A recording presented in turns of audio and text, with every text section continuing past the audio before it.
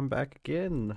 Sorry for the delay. We're about 2 minutes late on this stream. I was busy finishing up a couple things, lost track of time, but we're here to get started. All right, Friday, last day of the week for us. You're just gonna have to give me a second for my game to launch. I just turned on the computer, had a quick check at my emails to make sure there was nothing out of the ordinary. All right, we're jumping right back into our TerrafirmaGreg Modpack playthrough. I hope that you guys are following along at home and doing your own stuff. I'd love to see more things about other people playing this mod pack. You know what would be nice? If you're catching this on the YouTube video later, maybe if you're playing along at home, maybe go down to I should actually, you know what? I need to include Blue Sky links on the YouTube somewhere. But I do have them attached to my Twitch profile, but my Blue Sky is pretty much the same as all my other stuff. So maybe at some point we could get people posting some of their builds from TerrafirmaGreg. That'd be really cool. I think Blue Sky would be a good place for that. I think. I'm pretty sure you can post pictures. I've seen them. Okay, let's get going. All right, last time we were talking, I mentioned something about moving this coke oven. I actually decided that how much crates did we have in here? Okay, I'm gonna need another barrel. I decided that I want to do something a little bit more with the creosote. Or I want to move that over so that we can have the steam engine there, and then the coke oven will be in an adjacent little building by itself, or like a shed kind of attached to it. So I'm gonna grab some of my rhyolite bricks for outlining. I'm going to grab bricks for outlining. I need stuff to make a barrel. I only have a little bit of maple lumber, but I want to switch over to like maple barrels.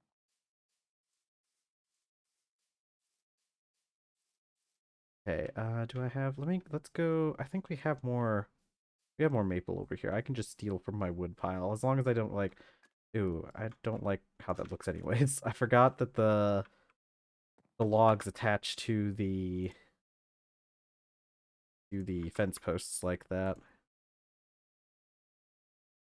Okay, we're just gonna make a whole bunch of maple lumber because I am going to be using this more going forward. But for now, I think I might be able to take all of this out of the coke oven at once. Yes, wonderful. Okay. All right. So I'm going to move this. We're going to work on getting the... Oh, you need a wrench to remove. I should probably be removing these with the wrench anyways. Pretty sure it takes the same amount of time.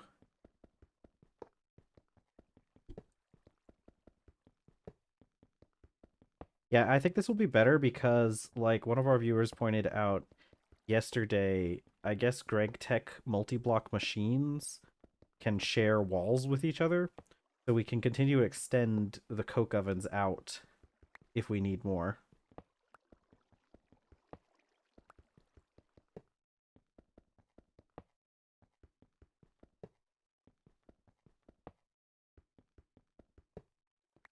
Okay, so this way. And so this was a 5x5 area. So let's get our outlining bricks and do another 2, 3, 4, 5.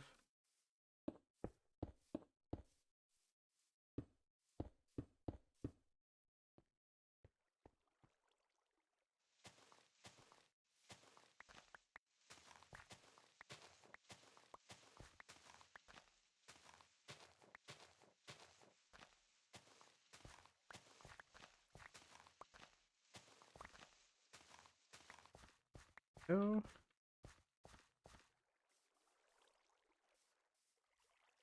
Maybe actually, you know what? I should put. Oops.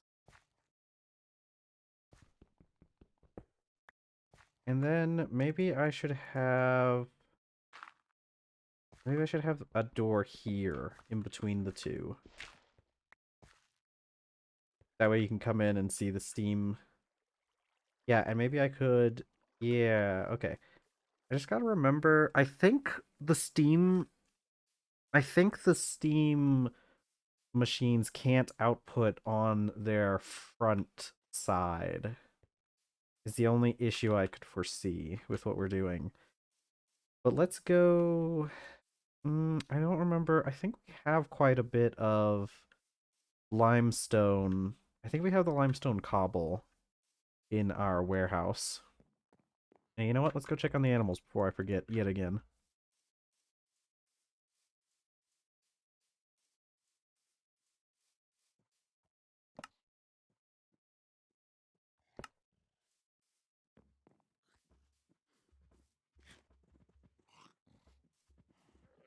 Guy, come here.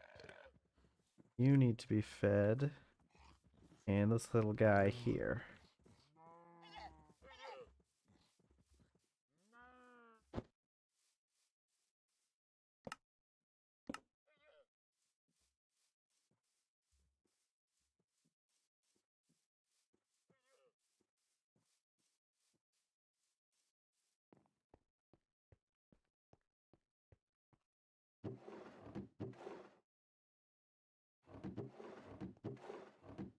Okay, actually, it looks like we are out of limestone. Okay. Um, I'll start. 1 second. Sorry. Off a little. I've been having a bit of a runny nose today. Maybe it's the cold or something. I don't think I'm getting sick. It doesn't feel like I'm sick. But my gums are still sore from my teeth cleaning yesterday, especially like the back ones.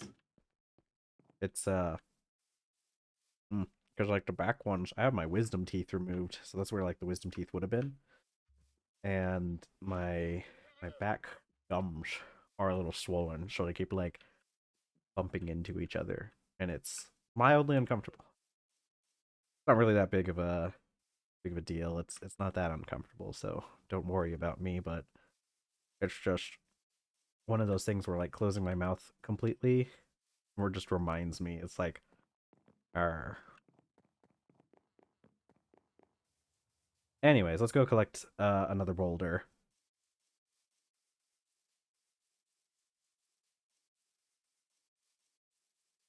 Oh boy, oh boy, oh boy. Man, there's a I have like such a back and forth with things. It's one of those with playing this mod pack sometimes. I mostly like with this in regards to this stream. It's one of those things where it's like anytime I'm like not streaming, a lot of times I'm sitting there like, man, I just want to relax. I don't want to think about streaming again. I don't want to do that. But then like once I get like after I've spent my time um away and it comes time to stream the next day, I'm like, man, I really want to stream. I want to get into it. I want to start working on stuff. And I think that it's partially because I don't really use my computer while I'm not streaming. I think that's done a lot for getting me like excited to play. And like I mentioned yesterday, I don't it's not like I don't game when I'm not streaming. I just play on my Steam Deck. And somehow that like separation really helps me. And I think it's because I remember when I was I took an intro to psychology class a long time ago. And one of the things that the professor mentioned was this thing called state-based learning. And I really liked that lesson and oops, and some of the things that I learned there. And I've kind of tried like I it really changed the way I look at like a lot of things and made me kind of realize how like um this whole like state-based thing with people in general. Because like if you don't know about state-based learning, it's basically this idea that like so they've done studies on um like testing environments, right? Big thing with schools is just your standardized testing and everything. And they found out that so if you want to study for a test, the best thing to do is to make your environment as much like the testing environment as possible. So, like, I know a lot of people like to, put on their music to study and like put out the rest of the world and everything. But it turns out that doing stuff like that might actually make it slightly more difficult to recall information because your brain, this state-based learning thing, um, essentially says that your brain will recall information better if the information is like being recalled in like the same setting that it's learned in. So like that's why like attending classes and lectures helps to know stuff for the test because you're in the lecture hall, you're probably testing in the same place, even in like the same seat that you sit in, and studying in that kind of position makes you more likely to remember it when you're on the test because like people it's just like people are just kind of creatures of habit a lot. I think creatures in general are creatures of habit. I think there's like a thing people always say like, oh, people are creatures of habit, cats are creatures of habit. I think all creatures are actually just like creatures of habit. I think like that's just a thing that we all kind of share with each other, is that like regardless of if you're a person or if you're an animal, I think like most creatures just enjoy having things that they're familiar with. But I think that's why like playing on the Steam Deck feels different to playing on the computer for me, because like I'm in an entirely different environment and it allows me to kind of separate out those two things. And it's been pretty helpful. And I've kind of been trying to do that as much as possible with like a lot of things. I think like a big issue people have that I've seen is that a lot of people are just like they well, let me see. Like when I was in school, it was a lot easier to get on my computer and like study things and like learn things that way. But like later on in life, once I've been like using my computer all the time like for just playing video games, now it's like I try to open up anything to like study or like look at anything on my computer. I'm like, ah, this isn't right. Uh, I just don't feel like this is wrong. Like the computer isn't for sit down, learn, study time. The computer is for fun time. So I think that like I think it's good to kind of take a step back sometimes like that.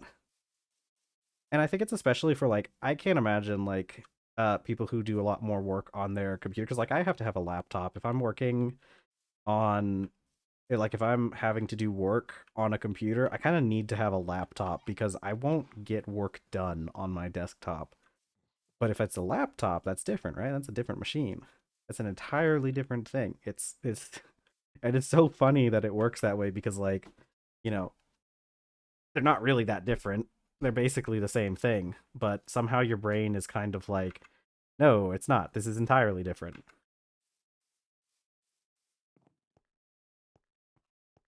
Another thing, I'm just gonna go on rambling while I'm collecting stuff. Uh, but like, yeah. Does anybody remember back when they like one of the big things in like tech was pushing tablets? Like, it was this huge thing where everybody was saying like tablets are going to be the new big thing and like everyone's going to have a tablet. And that ended up like not panning out at all. Oh, I should have put sand in for mortar. That's okay. It just takes 8 minutes.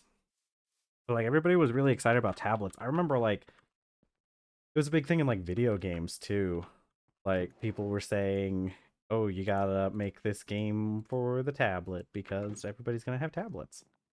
And then it just kind of ended up not really being a thing. Nobody really likes tablets, and I don't blame them. Tablets are kind of just like phones, but much larger and with less features. And like there are specific instances where tablets are actually like super helpful compared to like phones. But I think for your average person, I think your average person doesn't really care enough to carry a tablet around because they're so cumbersome. But like I think like tablets are actually really good computing devices to use for like jobs, like any kind of like job where you need to have like some access to like some sort of computer. I feel like tablets are just like the perfect thing if you're like not sitting at a desk, at least, right? Like if you're doing some kind of thing like and you need to like take notes and everything or have like access to an app, tablets are amazing. But not much for doing like obviously they're not super good for doing like typing work. Although you can get those docks that have like the keyboard and everything, and I feel like that makes them a lot better at that kind of work, but it's kind of like at that point, you're kind of just using a laptop, but I think the versatility is what gives tablets a little bit of an edge there because like with a like except for like those two-in-one like laptops. I have like a two-in-one laptop and I use it for not much, like if I need to type stuff when I'm out somewhere.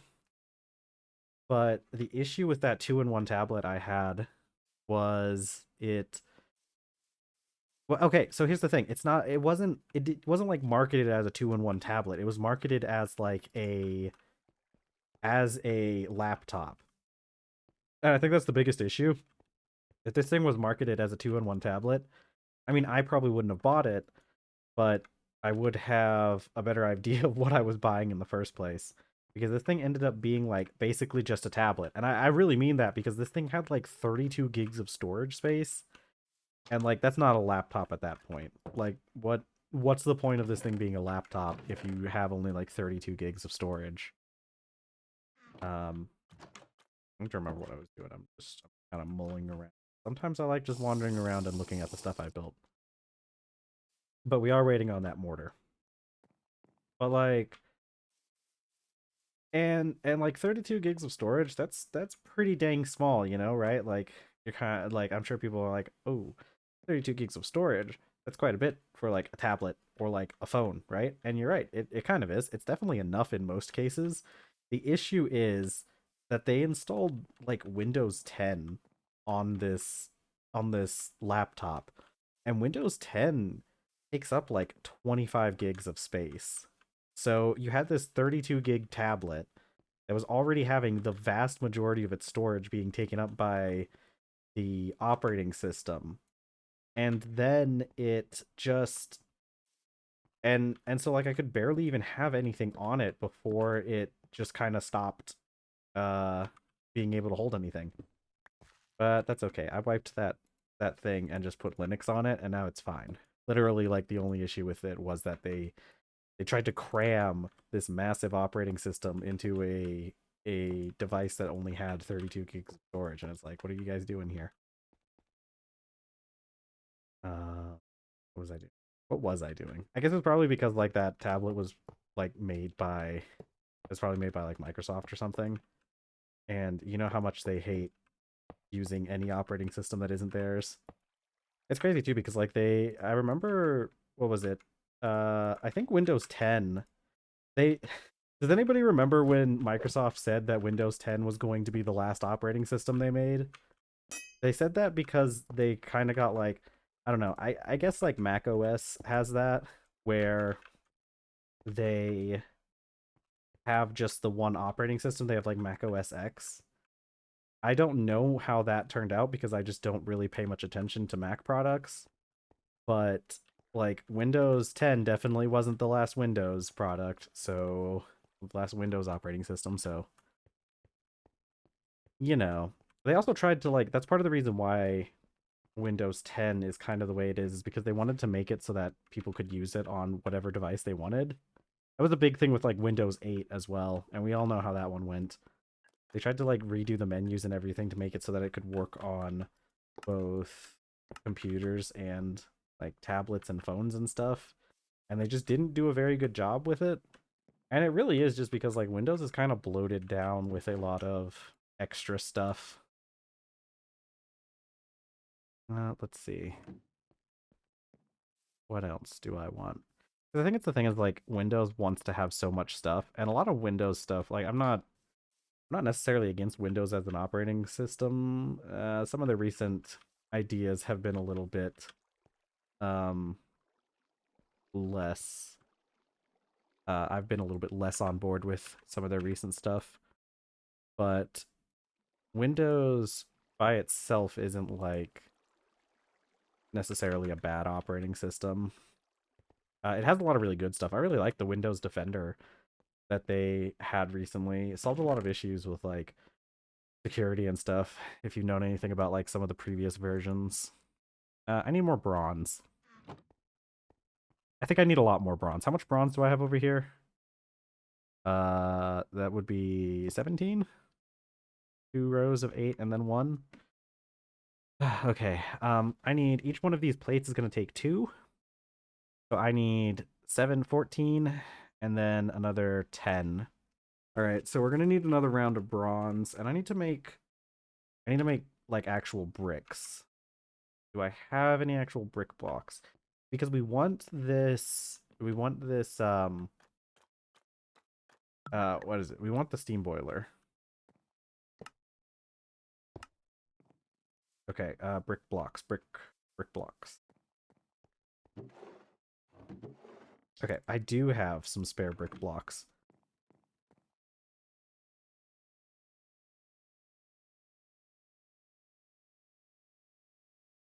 Okay. All right. I'll put up the rest of the mortar for a bit.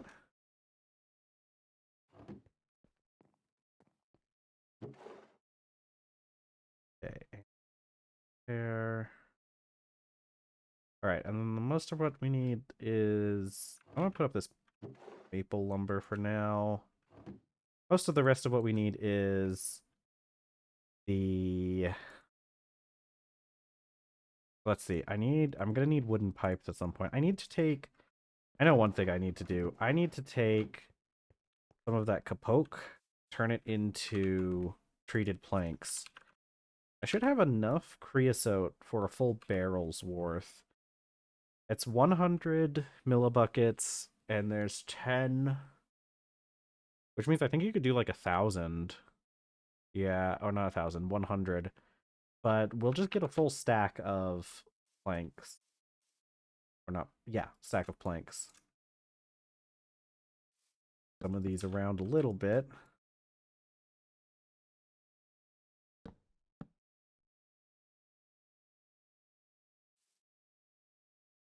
Okay. Let's see. So if I do another stack, that should be enough for me to make a full 64 stack of planks, which only stack up to 32. Okay. Kind of forgot that those didn't stack any higher than 32. Okay. But that's fine. We'll just put up some of these. They'll be used later, unless I forget about them. And we'll just put this stack in. 32 planks is still good. Oh, wait a sec. Wait, no. Okay. I keep forgetting. So the treated wood fluid pipe, we don't need any steam machines to make that. We need those to make the other stuff for like create, but not this case. Okay. Let's see. So I want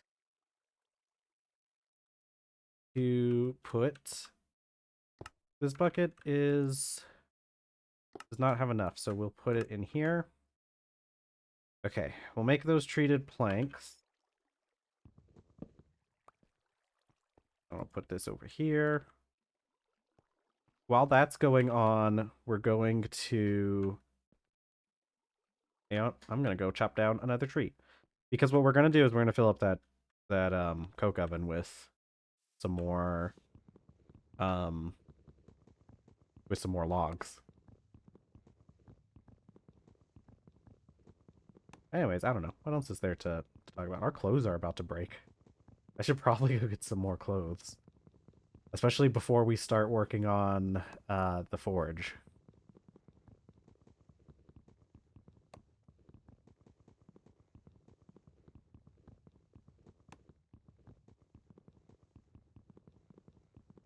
I don't know. I don't know what else is there to talk about. I have a friend of mine. We're going to be playing the Halo Master Chief Collection this weekend, and because my friend just bought the Master Chief Collection, it's on sale right now. I think it's only on sale for like $10 roughly. So if you're interested in buying the Halo Master Chief Collection, now's a good time. But my friend just got the Master Chief Collection, and I'm really excited to go play Halo with them because my friend was talking about how they wanted to buy it. This was before they like it went on sale. Like last week, they were talking about how they wanted to buy it and play through the game on Legendary, and I was like, man, I would love to do that too.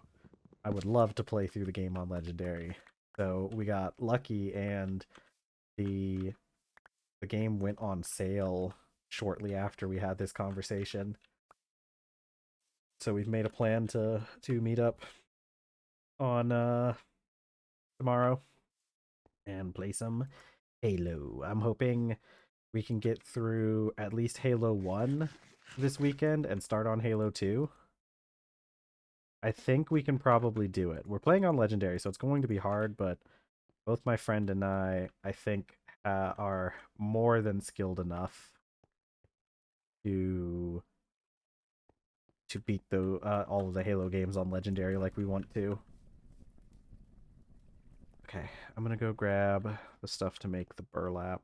I want to check on those treated planks before, well, like as soon as they finish, because there was a glitch in this mod pack, or maybe not a glitch, but like an unintended thing, where the treated planks for some reason were added to the tag of like normal wooden planks, and that caused them to get in this like infinite loop where, oh, okay, oh, we need to make more jute fiber. I think I have 3 barrels of water over there by the cooking area, and 50 will be a full one for each.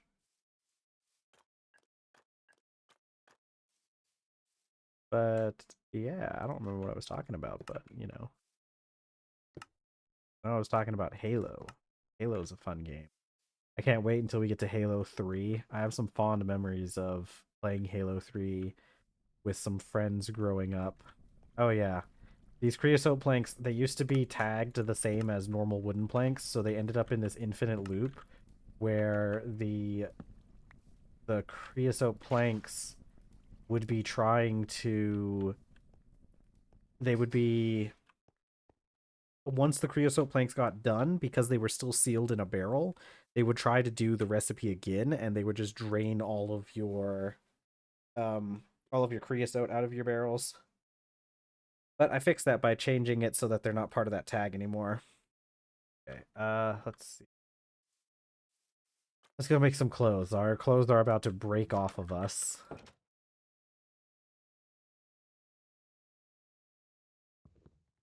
I'm pretty sure later on we get a better way of making burlap cloth, probably in like an assembler or something.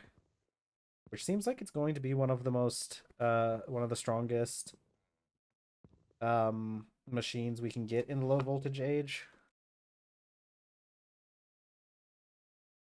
Yeah, this isn't going to make nearly enough for us to make another set of clothes. Hold on 1 second.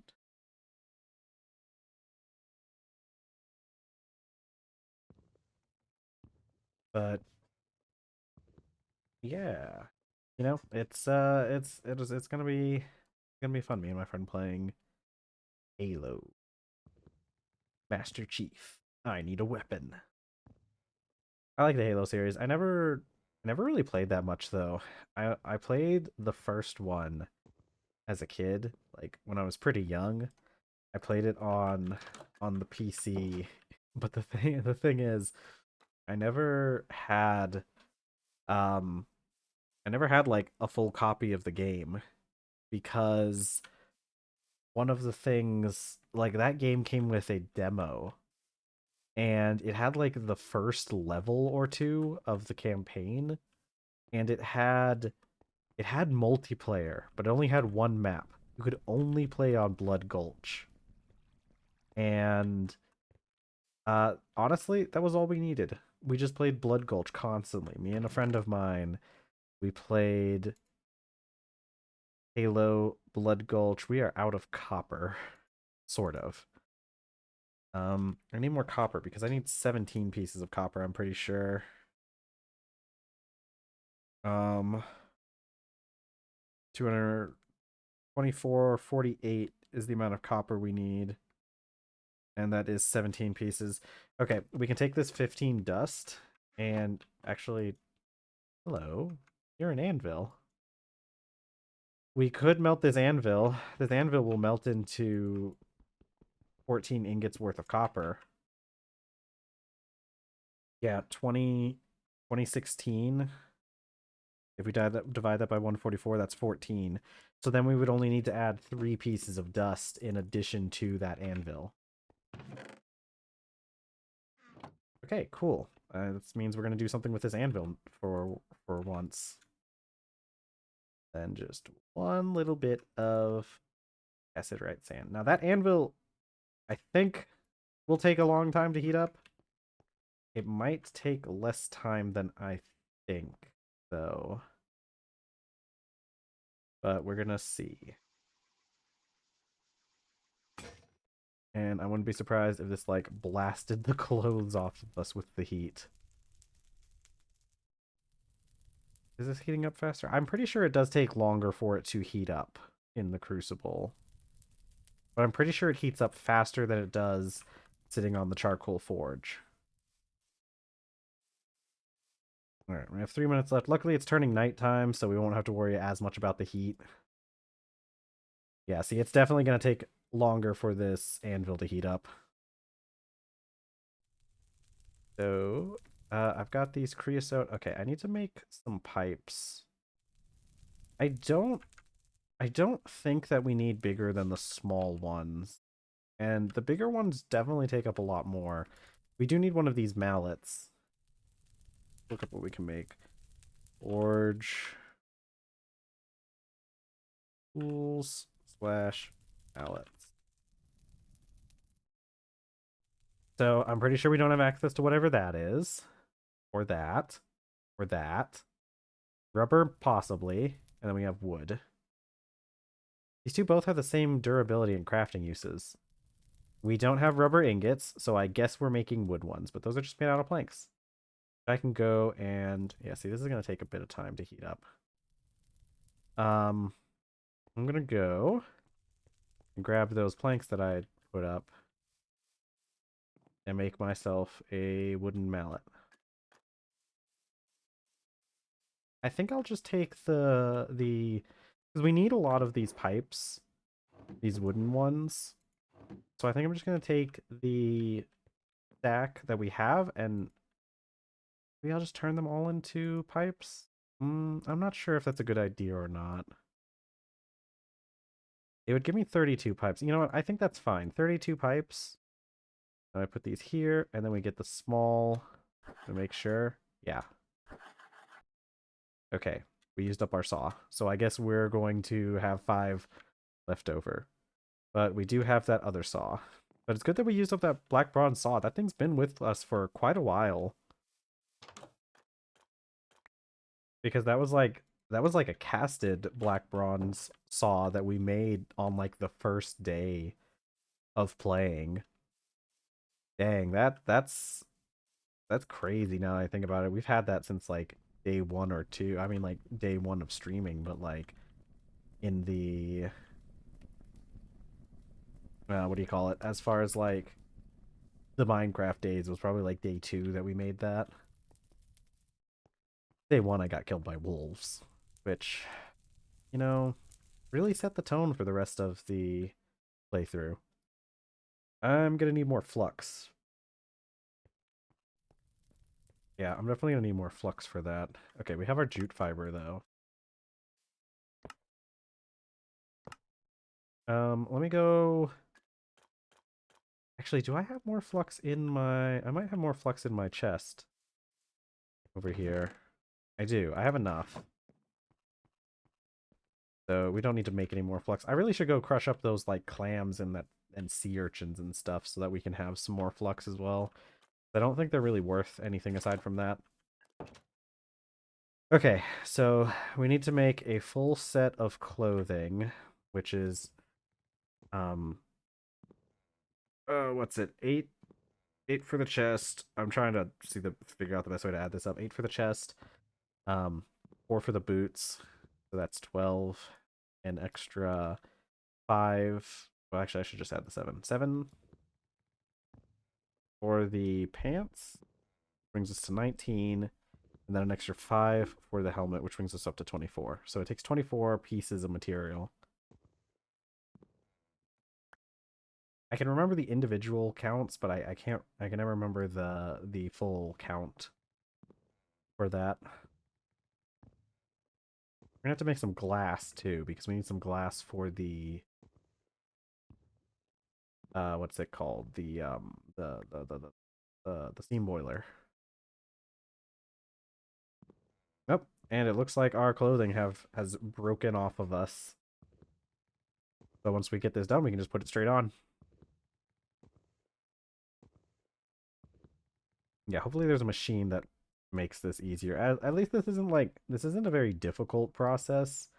It just takes some time because I have to sit here. I'm just holding right click as this loom goes.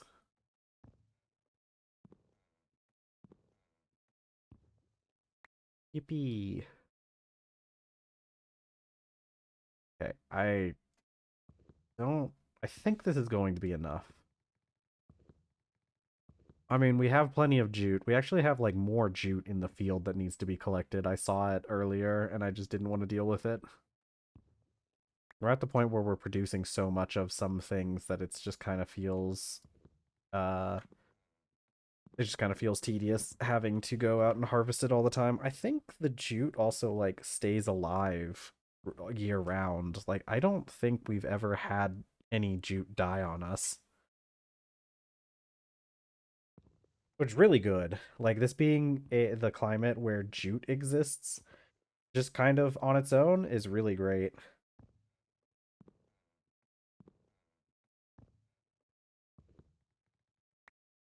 Okay, so that's 11. 1 second. I don't think we have enough here. We need to do some more.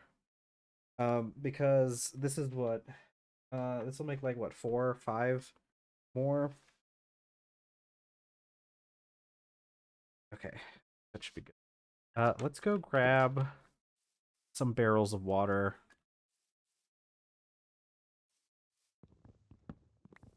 We can fill these barrels up and then we can process some more jute. And that way we can do that while we're doing the burlap cloth.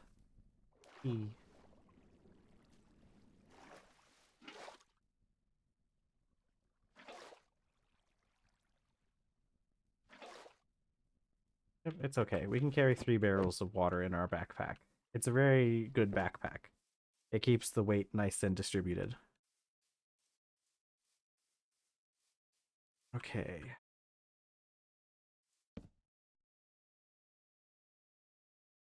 So open with the B key instead of what I'm used to when I do the backpack. Because when I normally open my inventory, I use tab.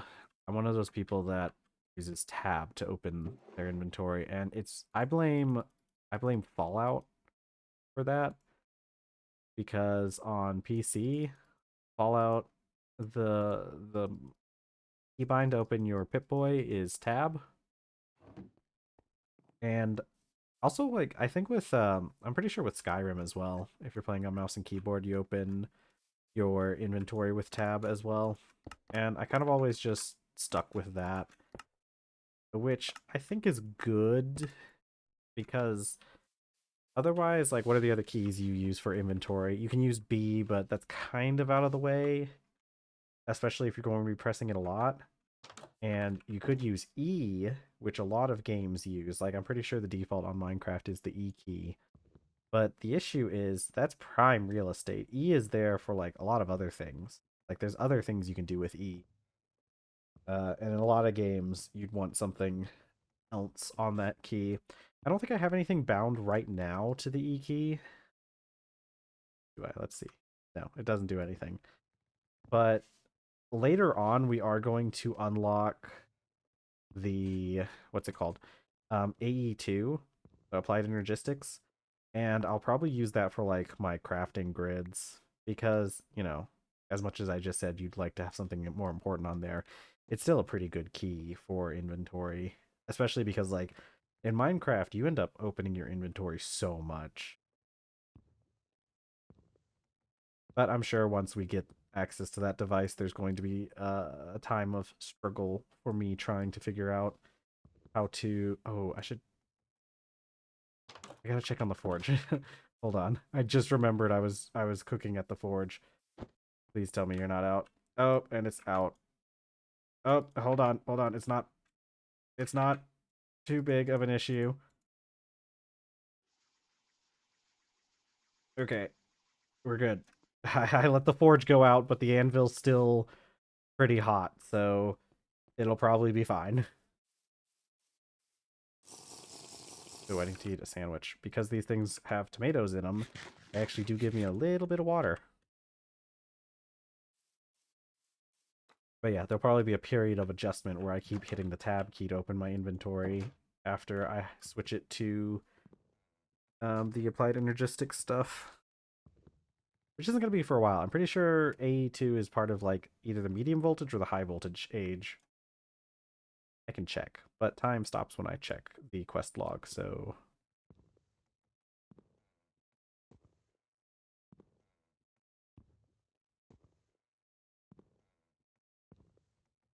Okay, come on. I should make... I should finish those,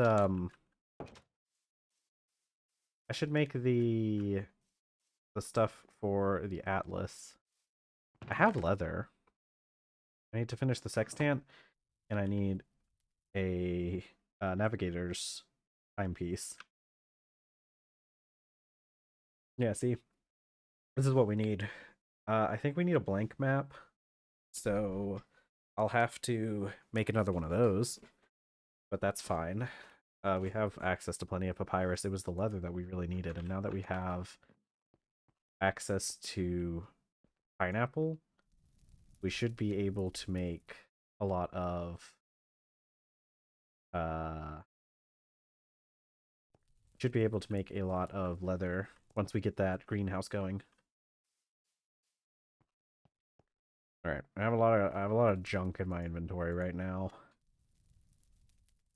but that's fine. We have enough space for a little bit of ingots. All right, it's gonna melt here in just a second. There it goes. Wasn't that satisfying?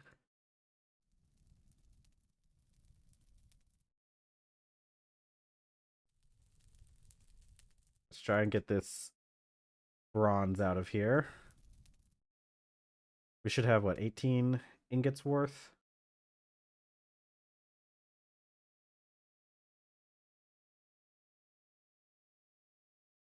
Okay, and we'll probably keep the forge going for a little bit.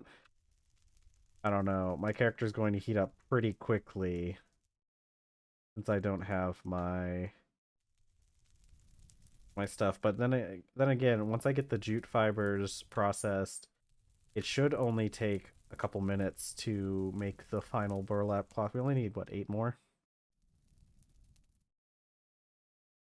So maybe we'll just leave the forge burning for a bit. Charcoal at this point is going to very quickly become not that big of a deal for us. And also, realistically, it'll kind of be a waste product for us. And I say that because we are going to be running the coke oven to make creosote that we burn. And so, technically speaking, the charcoal's like a byproduct that we get on top of the creosote.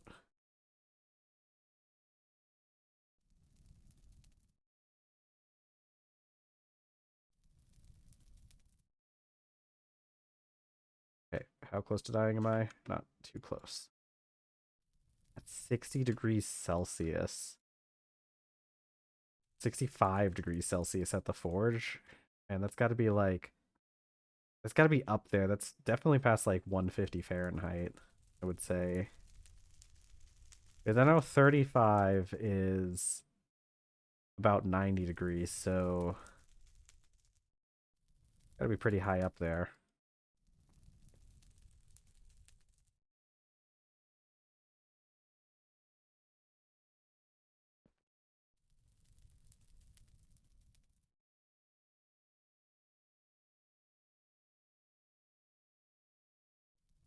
Okay, so we should have what, 2 or 3 more? Oh, do I have a partially filled one? No. Last time we did this, we ended up with all of our molds getting full.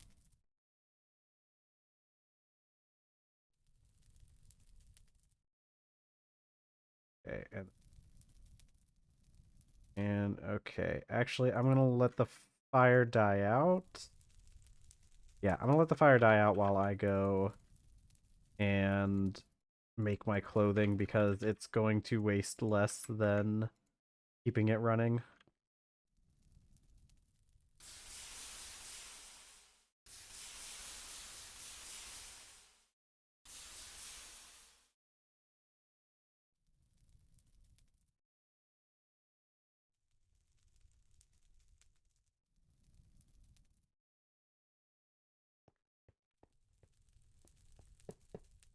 Okay. We could just stack up this nice pile of bronze here.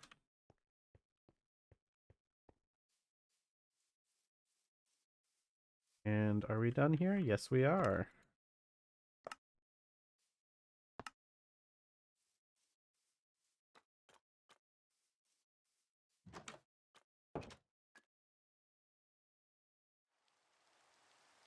Ooh, and it's raining. That means it's going to fill up those barrels. And then once we're done with making our clothes, we'll go check on the bees. Perhaps.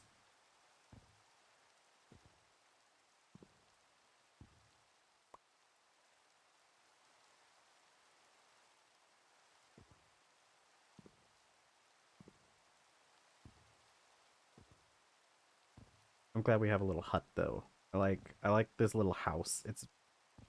It looks like it would be very cozy.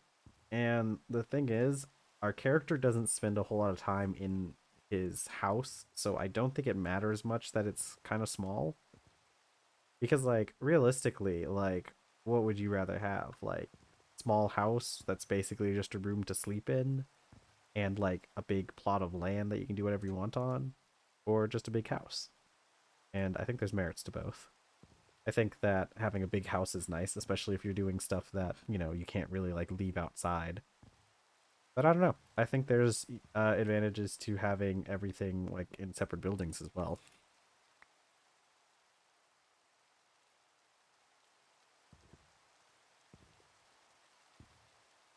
I think that's how I would want to live. I think I would like having a big area with like multiple buildings that I can go between. Although there's definitely some issues with that. Like what if you don't want to go outside right now? Because like at my house, I can just kind of wander around in house clothes, like some uh light legging type things, like some pajama pants. and like maybe a robe or a t-shirt, just a t-shirt depending on like what the temperature's like, or some shorts. But, like sometimes your house clothes, you don't want to go outside in your house clothes, especially when it comes to shoes. I feel like shoes are the biggest issue because like my house shoes, I don't want to go outside with my house shoes because they're going to get all messed up because they're not really made for the outside. But I I don't want to wear like my normal shoes inside because then I end up tracking like all of the outside stuff inside. It's a real, you know, it's a real trade-off. Wait, I can do stuff like this. This is cool. Watch this. So, yeah. So, pants. Oh wait, okay. I messed it up a little bit. Towel and then shoes. Oops.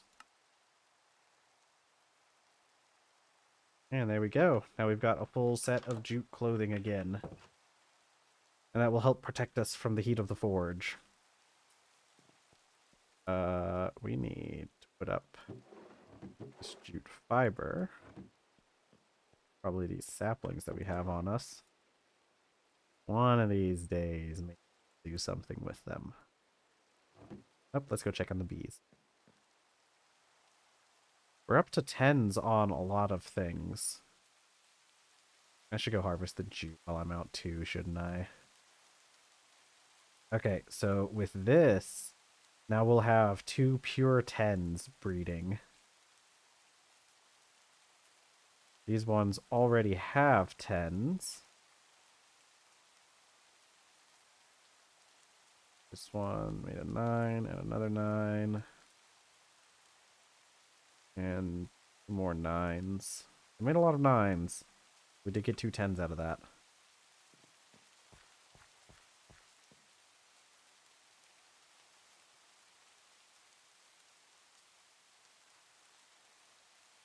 Tomatoes the way they are. We got the other tomatoes growing already. We get such growth modifiers on everything. And look at all these pumpkins.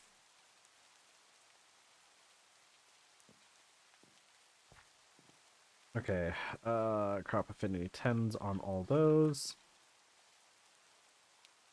All 10s here. 10s and a single 9. And I think the last one's probably all 9s. Yeah, so let's go ahead and slot in the 110 we have.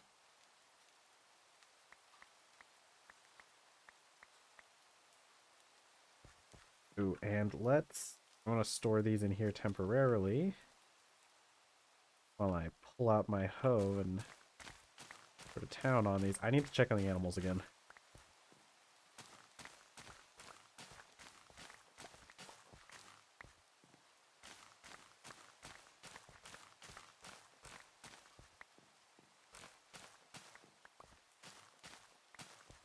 Oh, but isn't that satisfying, collecting all this jute? I might just convert this section out here into just all jute because of how useful it is. And because it grows year-round. I could go grow more papyrus as well. We have that. We're back here. We have that one area, but I could also. I might wait until we aqueduct some of the water over here.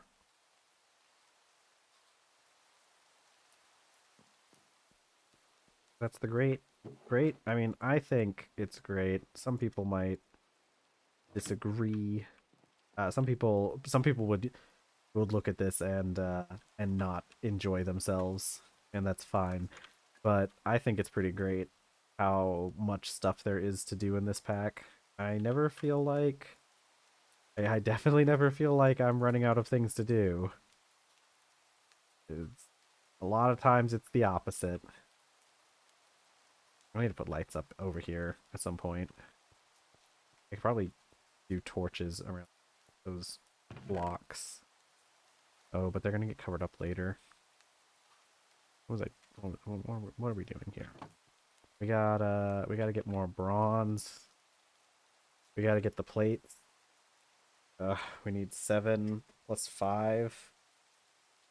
Jeez, so we need 12 plates, which means we need 24 pieces of bronze. Oops, sorry if that made any noise when I bumped into. I've got a pop filter on my mic. Sometimes it gets in the way. Okay, but all that looks good.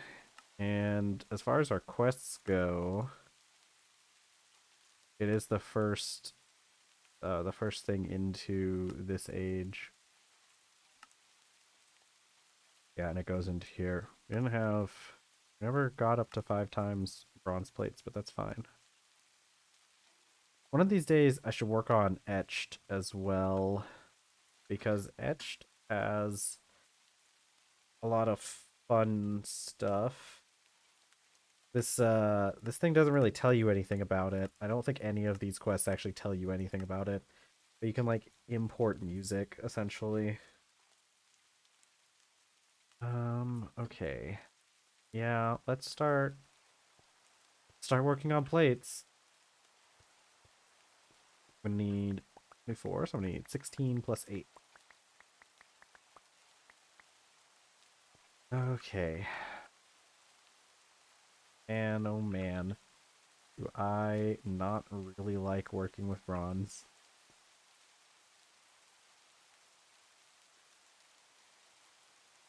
It's just, it melts so quickly.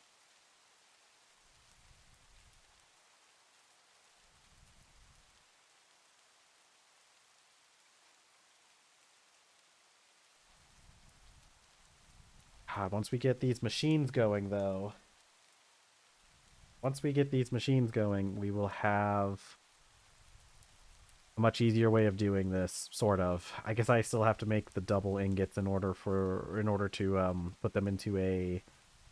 I can take the double ingots and put them in a forge hammer, and we'll hammer them into plates. Oh, we're gonna need to make some more tongs soon too. Right, those melt right when they get to orange. I should have put more in. What was it? What was it I had to do for this? Nope.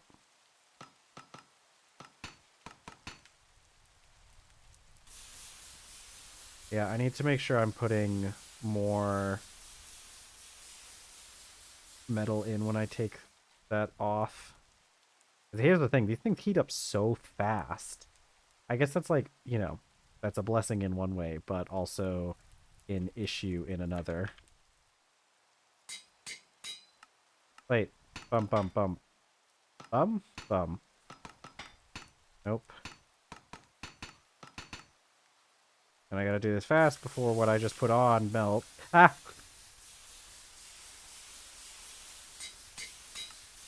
Wait. No! Shoot. Okay.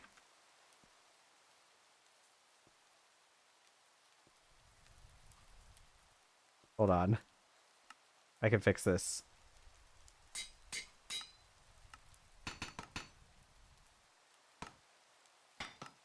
Oh my god, was that the pattern all along? That's easy. I can fix this literally by just melting this.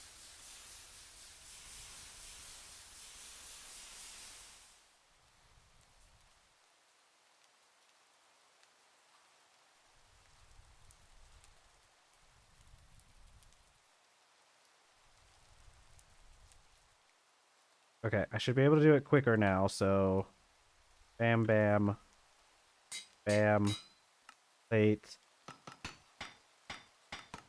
Oh my god, that's actually a really easy pattern.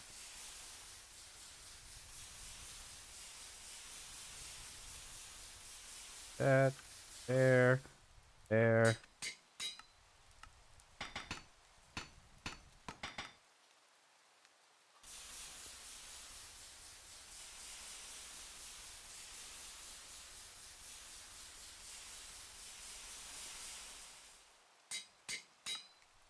Hey, this is stressful. Ugh, but we're clipping along. We're doing real good. Except for that one minor mess up.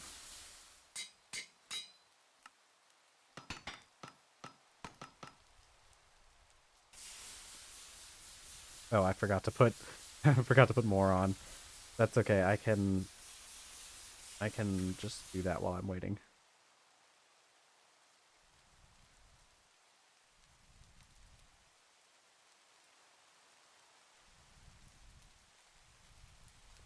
Luckily, the price per failure is pretty low.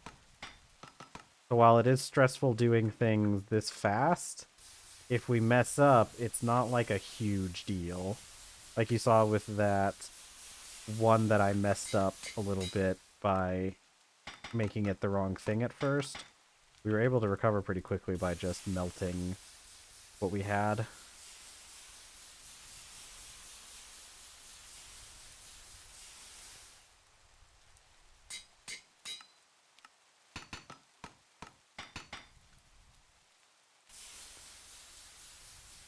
Okay. We're almost there.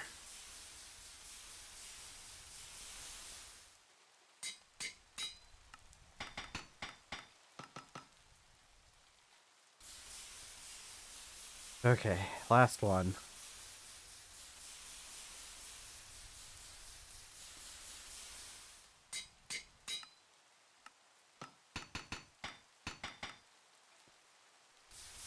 Okay, how much coal we got left?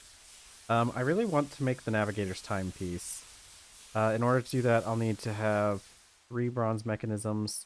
Takes a double brass plate. We have 2 brass mechanisms. This one takes 1, so we only need to make 1 more batch because these are made in batches of 2. Yeah, but the big issue is getting that double brass plate. So a double brass plate would be 8. No, hold on. 2 plates, each one takes 2, so 4. Oh, you're bronze. And that's going to be an issue because we don't have any brass. Okay, well, I wanted to do something, but we're just going to let that go out. And I'll work on that later. Because it looks like I need to do a whole new batch of bronze, or brass. I keep mixing them up. Okay, and then our last one should be there. Okay. So I should be able to take 5 of these, 3 bricks, and my hammer. And there we go. Bronze brick casing. Oh, and that let us... I guess I jumped the gun on making the bronze drums. Okay. So our next thing, we need to make some glass. And you know what? While I'm at it, why not just make these lenses that we need for these navigation tools? We need 3 lenses in total. And that's a fairly easy one. We have all the stuff we need to do. We need to do it. But we also need to make just a block of glass, which is really easy. It's just a silica glass batch and a basin pour. So, like I said, we need 3. I think we get 4 batches of glass with each thing. Ooh, you know what? I could have kept that. I could have kept that that forge going to make the potash we need, because we're gonna need soda ash, which comes from cooking seaweed, kelp, also from soda ash dust, which we get from Rona. You know, I'll be real with you, I think that we found that at some point when we were looking in the caverns, where the what layer was that? It was the one where we were looking for graphite. Uh, what was that layer called? I don't remember what those rocks are. Anyways, it's the stuff that spawns below basalt. Okay. So, let's look for... It's actually is kelp. What did I need the giant kelp flowers for? Oh, the giant kelp flowers turn into dried kelp. And then dried kelp can be turned into soda ash. I really only have this few? I thought I had more. But I guess not. Oh well. I think we'll just waste a piece of charcoal and put these on the forge.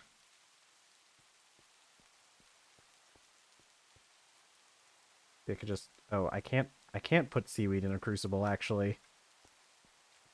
Well, we have a campfire out here, and we're going to be making glass anyways. So let's just grab the other ingredients we need, because we need lime and sand. Right? Silica batch. Yeah. Ooh, we do need a crafting table out there, though. I don't think I have any spare crafting tables. Let's just make a kapoke one. I think that would look nice out there. Ooh, I should make a barrel for out here too. Put this back a little bit where it's away. And I'm gonna make an item barrel. I think maybe I'll make a kapoke one.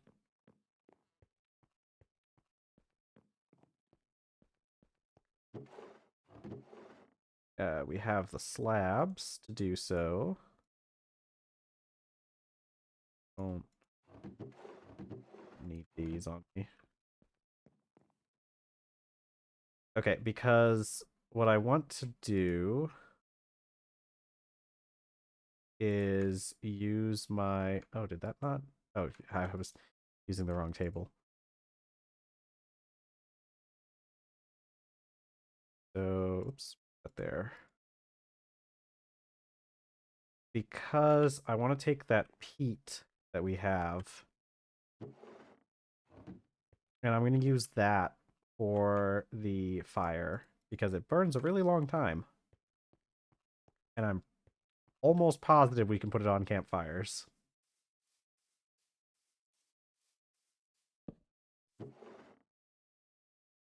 Well, I guess I'll keep it in my inventory for now. Yeah, see? It looks like a log, but it's not. Okay, I need to organize. I need to move around some stuff in here real quick because I'm gonna need slightly more inventory space than what I have here. This inventory's a mess. I should have put up that beeswax. Oops. Oh, wood ash. Yay. Okay, because... Alright, so first things first. Okay, let's grab all of these things over here because these are tools that we are going to need. I think. I think we need the jacks. Put up some of this stuff. Some of this stuff really should just get put up, like...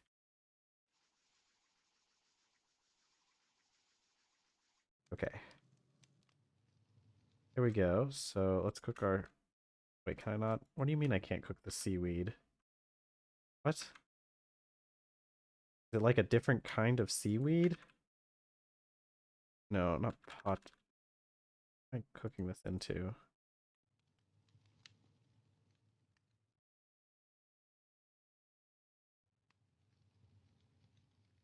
Soda ash. Dried seaweed. Fresh seaweed, which is different from the seaweed I have somehow. Probably because... probably because I picked that up off of the beach. Guess that kind of makes sense. Alright, but we have enough with this dried kelp.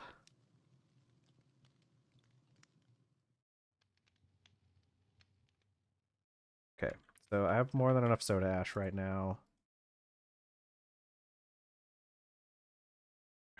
We have 4 silica glass blends.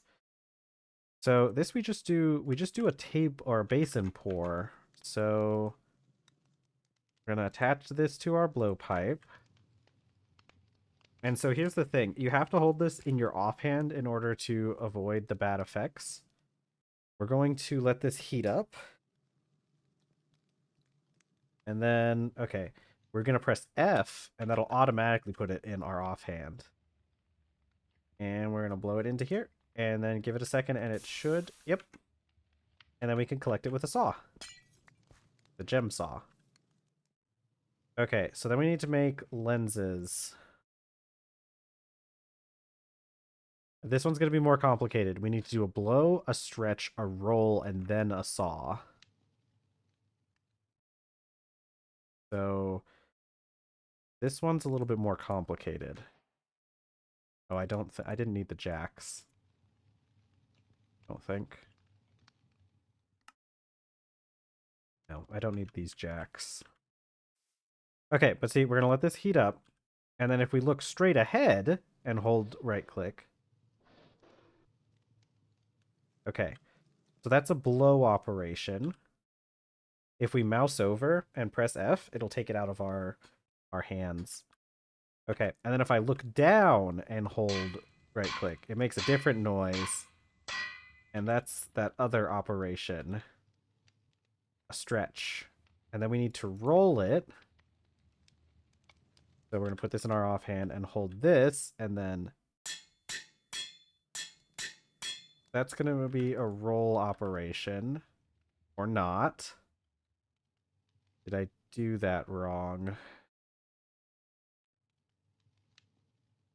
It should be... I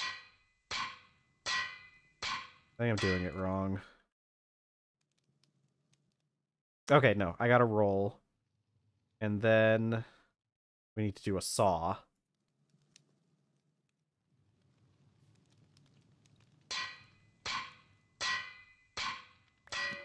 Yeah, I think you have to look down when you're doing the last operation like that.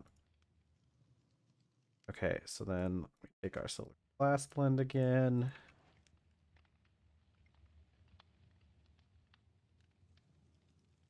Let me move this around a little bit.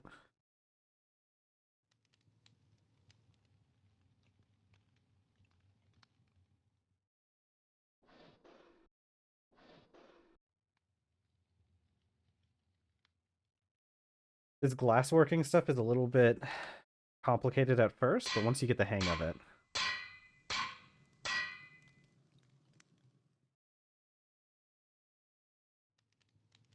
I think we'll only need the one more piece of peat. We might not even need it. We'll see.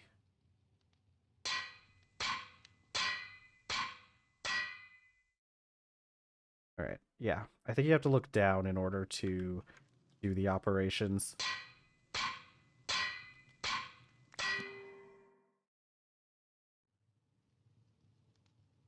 Then our last glass batch. Oops. Actually, I don't think we're going to need this last thing of peat. I'm going to risk it. Risk it for the biscuit.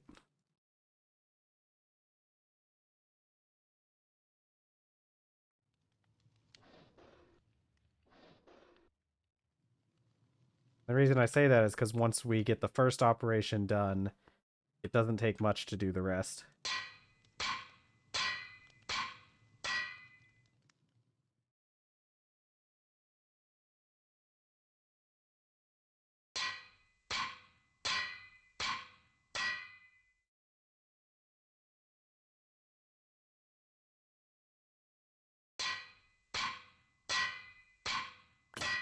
There we go, and our blowpipe broke.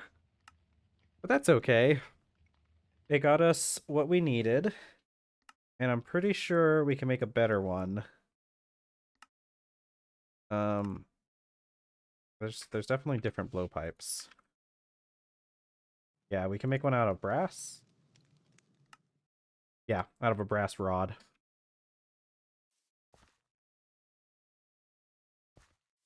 Okay, cool. We have our glass block. I might as well just use this over here. All right. And there we go. One low pressure steam boiler. Now, despite the fact that it says low pressure and like the machines we need are high pressure, I don't think there's really all that big of a difference. Like, I think it's just the amount of steam that they each produce.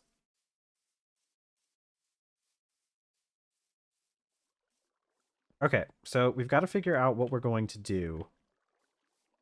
So I want, what do I? I could have these sitting on the ground. I think I might want to like, okay, like put them here, right?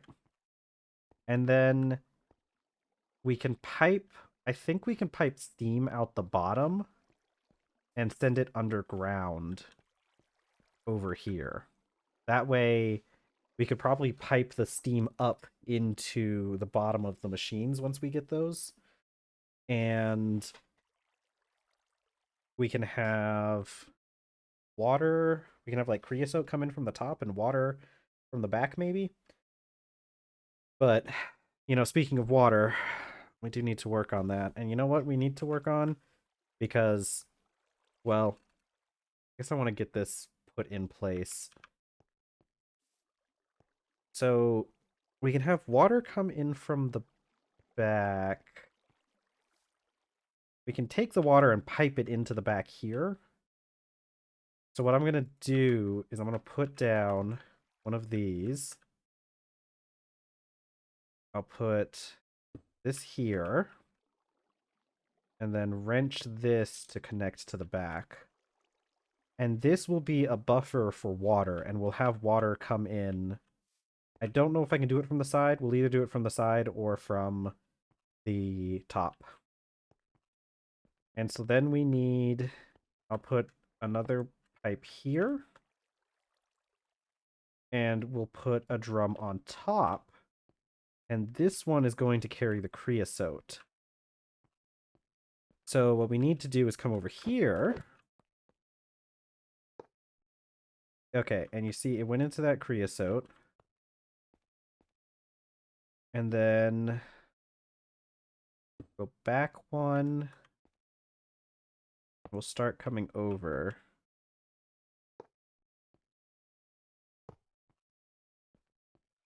Yeah, so this should be in line. And then bam, and then we just need to connect them. And the creosote is draining into this drum now. So that means I can run this as much as I want, and all the creosote's going to drain into this drum, which should be able to hold, I think, 32 buckets. So we're actually going to take this bucket we have here, and I should be able to just add it in. Nope, that just took. There we go.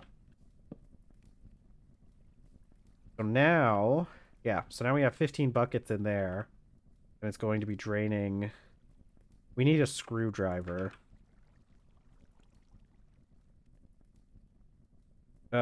We have iron, so wrought iron screwdriver. So it's 2 rods. We also need a file. So I'm gonna mark this.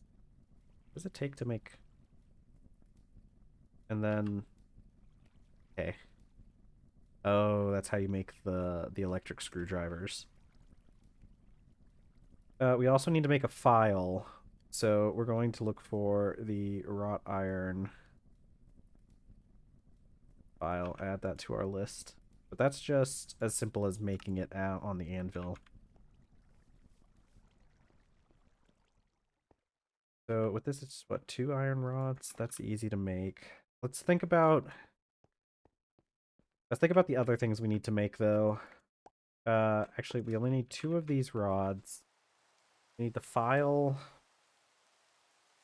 We'll have to do more stuff with iron later. I'm trying to remember because I swear there was something that I wanted to make out of iron. Didn't mention it, so I don't remember what it was. So we're just gonna kind of ignore that for now. We're gonna need to make some more armor soon too, because our leather pants are about to break. Okay, we need to make brass though. So for brass,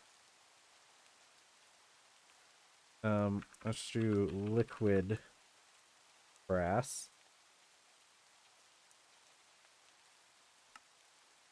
Okay, so it's just 88 to 92% copper, 8 to 12% zinc. Which, let's see. We have 12 things of copper dust. Yeah, I wish I shouldn't have done that thing with iron. That's okay. So what if I wanted to make all of that, which is 120. Okay, and let's say I added 1 bar worth of zinc. And then we did 144 divided by, oops, divided by 1872. That's 7%. So if I did, what's this, 220? This is probably going to be too much. We take our amount of copper that we have, add the amount of zinc we have, and divide the amount of zinc by the total amount. That's 13%. Let's do 15.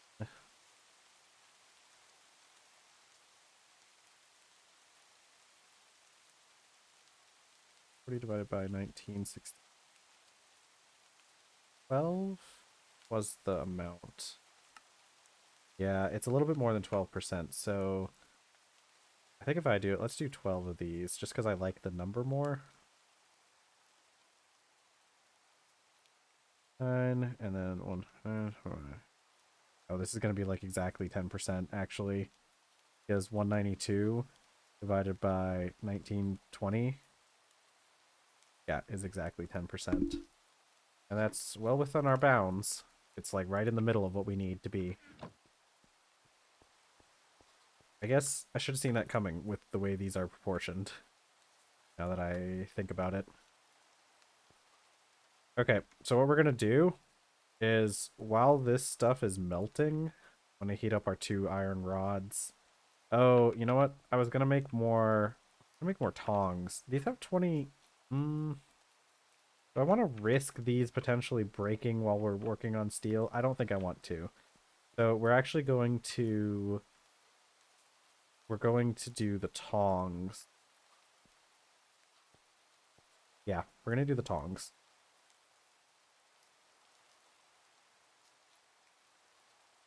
Oh, I should have put up the... Let me go put up the glassworking stuff so I can get some of this stuff out of my inventory. I want to put these pipes over here. Wait, I need those molds. Yeah, I'll put the glassworking stuff up in its barrel. Ooh, I need to check on animals.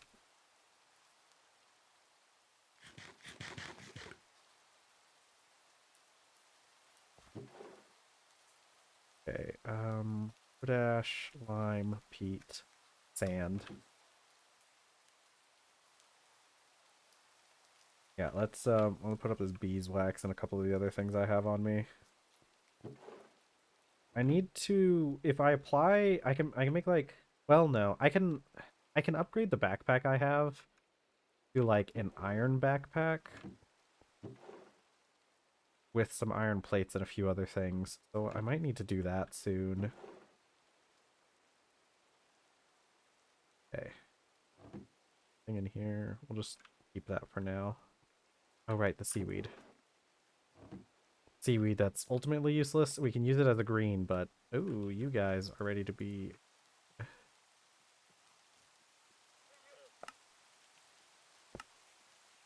Okay, let's see our alpaca buddies. Here you, shoot you.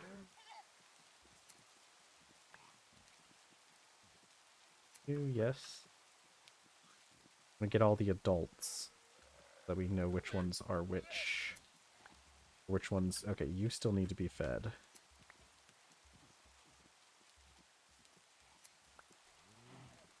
Okay, that should be all of the adults except for the one that needs to be fed. Alright. Oops, I think I fed the cow. Nope, I did feed the donkey. Okay, feed you. Feed you.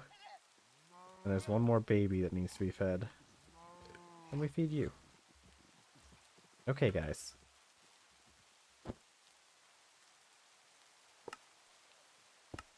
We got 10 balls of wool off of that. I could check on the bees again, but I don't think I want to. I'm gonna look up at the sky, and I'm gonna grab myself a drink in real life as well as my guy looks up at the sky and drinks.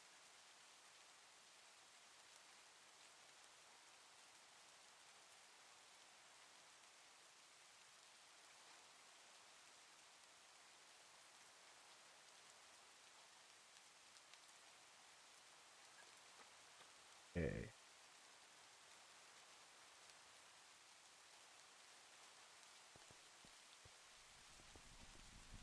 And then...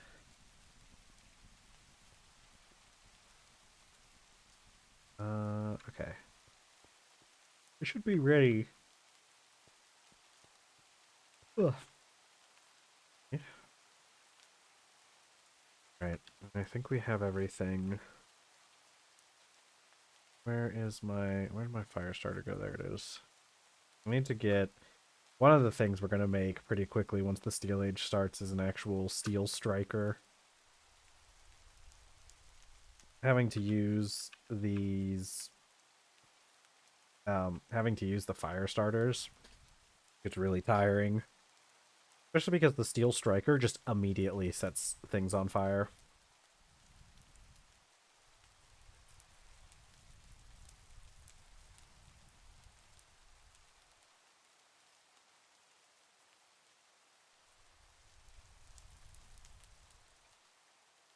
I should have put up this single brick that I have.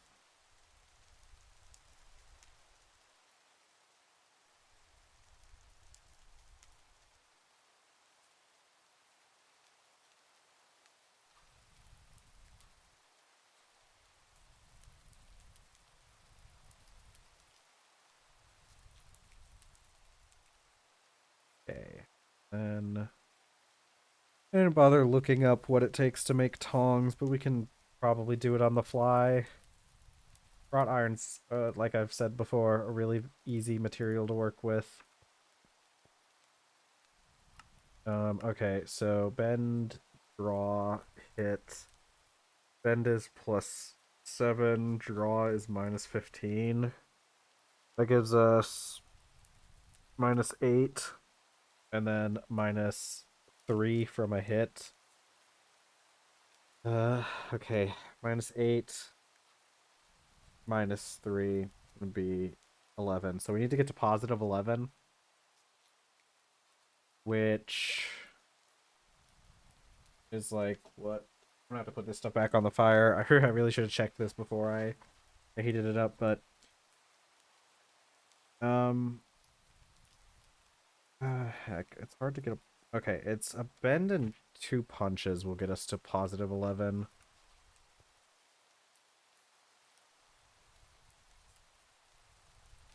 I can just take one of these other ones.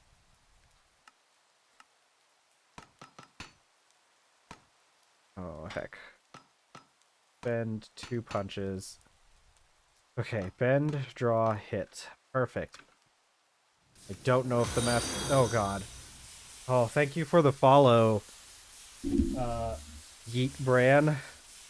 That, I still haven't gotten used to that sound. Oh, God. That definitely is one of those mini heart attack inducing sounds. But thank you so much for the follow. I know you've been in here a few times before, so it's great to see you follow. Okay, bend, punch, punch. Bend, draw, hit. Okay. So that'll give me enough of that to work with. I need to make a file. Wrought iron file head. Okay, punch, bend, upset. What's upset? It's like +13? Okay, it is. So punch and bend is +9, +13. Which should be 22? 13 plus 9? 13 plus 7 is 20, plus 2 is 22. So yeah, 22. That's +22, so I need to get to -22. So Let's see. Can I do that? I can do that with a draw, a heavy hit, and a punch. I don't know why I pull these off of the anvil like that. Draw, a heavy hit, and a punch should work.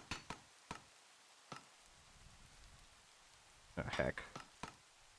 Okay. Draw, heavy hit, punch. Then we do punch, bend, upset. Perfect. Expertly forged. As all things should be. This stuff needs to start draining. And we need to make wrought iron rod. It always... Oh, I need to make my video on my layout a little bit bigger. Which I get, this is like... this is waiting. I waited so long that it needs to heat up again, but that's okay. Yeah, there we go. Then I can be... Then my Steam preview, I'll get a better view of people when they follow. Okay, that's cool though. I was we had a lot of growth the first couple weeks that I wasn't really expecting, and it kind of slowed down. Okay, so draw, bend. 2 draws is minus 30 plus a bend is minus 23, and to get there we can do 23. An upset and a bend, actually. Upset, bend, draw, bend. Rick. Okay. Heck. I am hecking. What the heck did I do wrong? Did I mess up again? Okay, shrink. Okay, a draw, bend. 2 draws is a minus. 2 draws is minus 30. Plus 7 is minus 22.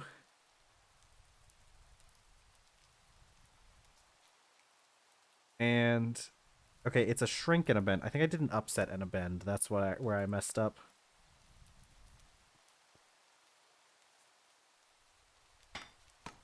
Okay, come on. I need a shrink and a bend, and then draw, bend. There we go. Luckily, it's not like the iron rods have like any sort of bonus if they are higher quality. Okay, so now we can focus back on our brass.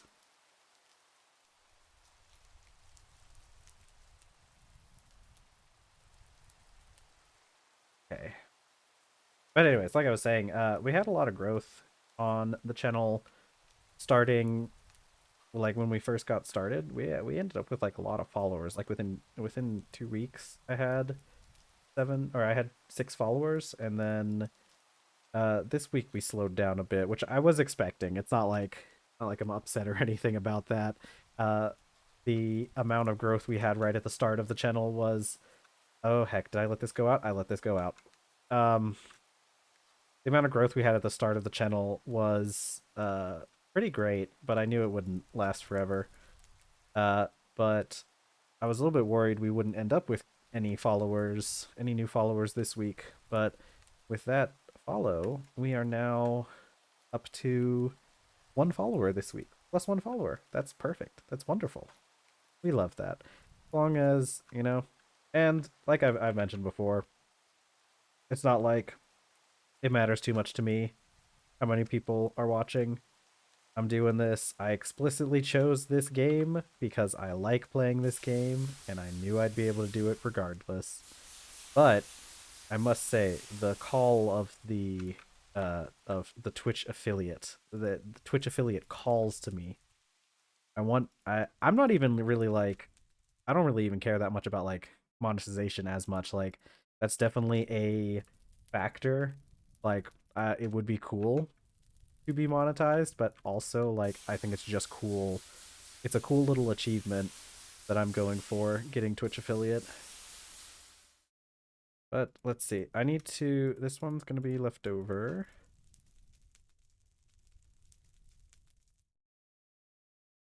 And okay. We need to make our sextant, which we have everything for that. And we need our navigator's timepiece. Okay, so that's going to be a double brass plate, and we also need to make some mechanisms. So I'm going to make the mechanisms first. This is one of those stressful metals to work with. Luckily, with the crucible, we can just take it back out if it messes up. But holy crap, does it heat up fast? Okay, oh, I also want to make... Okay, punch, hit... Okay, that should be easy.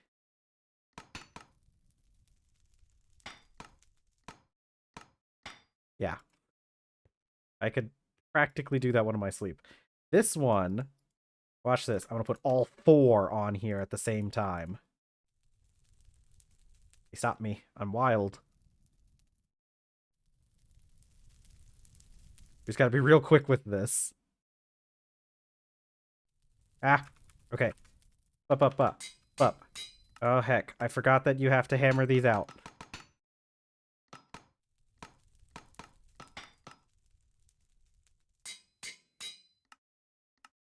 Up. Oh, heck. What am I doing? Okay, bam. Can I... Ah, dang it.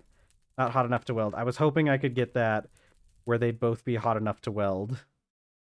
I was a little bit too slow. I forgot you have to pound the double ingots. Okay, navigator's timepiece. Hit, upset. So that's -6. Upset is 13. Plus 13. So that's going to be +7. So we need to do -7. Which we can do with a heavy hit and a punch. Heck. Hard hit, punch, hit, upset. Okay, there we go. Oh wait, I need to do one more thing. I wanted to make a blowpipe.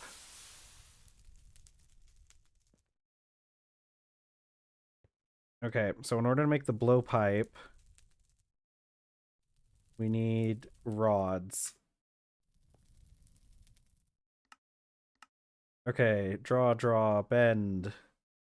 I literally did this one not too long ago. I think it's I think it's a shrink and a bend to get that. Shrink, bend, draw, bend. I remembered. Oh, I could also use a magnet. Okay, no. I'm gonna have to heat it back up. So let's just cool these off so that I can cool off the one. These heat up so quickly, so it's not that big of a deal. This is a hit and 2 draws, so that's gonna be 27 minus 27. Oh wait, actually it's gonna be more because hit is -3. So that's gonna be a -33.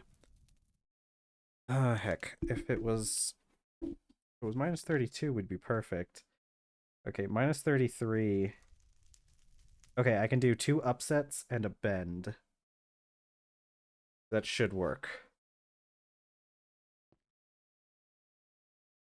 Alright, this is gonna heat up like lightning fast. We gotta be real careful.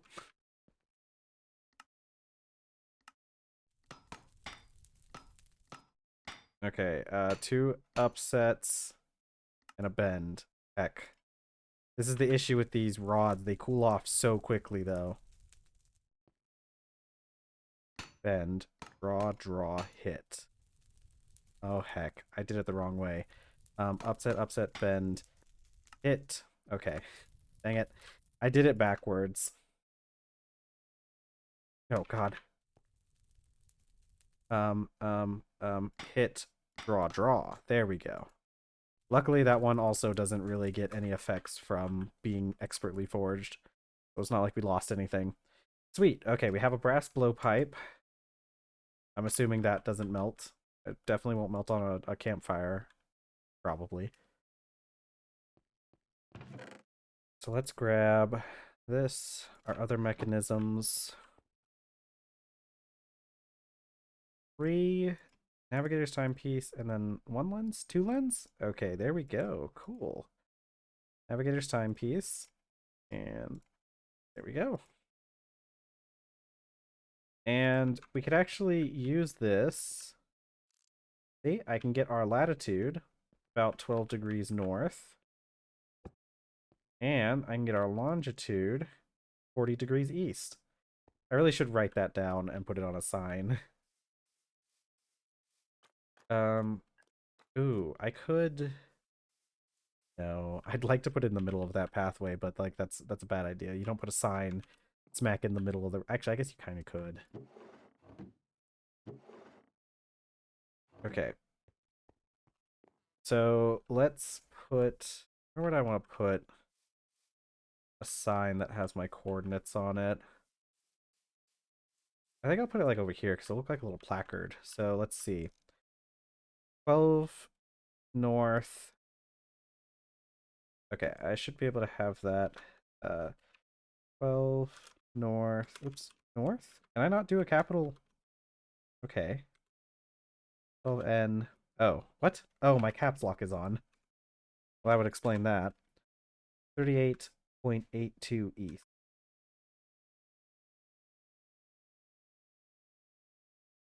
38.82 ETH. There we go. So now we have the coordinates of this position, and if we ever need to, we're going to consume these make our atlas, but we'll have to make some more later. Okay, atlas. Okay, we need a book, a map, and some glue.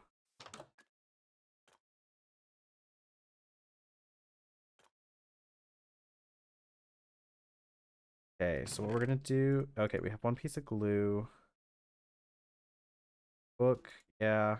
And the map, yeah.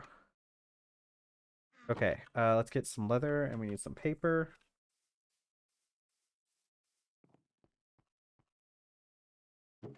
Leather. And then... for here... we have these soaked papyrus strips. I guess I should probably soak the rest of these at some point. Oh, right. We have to use a knife on them first.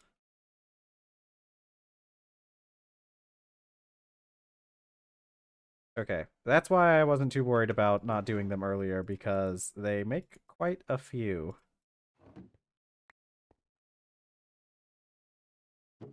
And then these get soaked. It's 200 millibuckets for each one. So I guess we just put the full stack in there. It won't use up a full bucket of water, but we'll end up with more.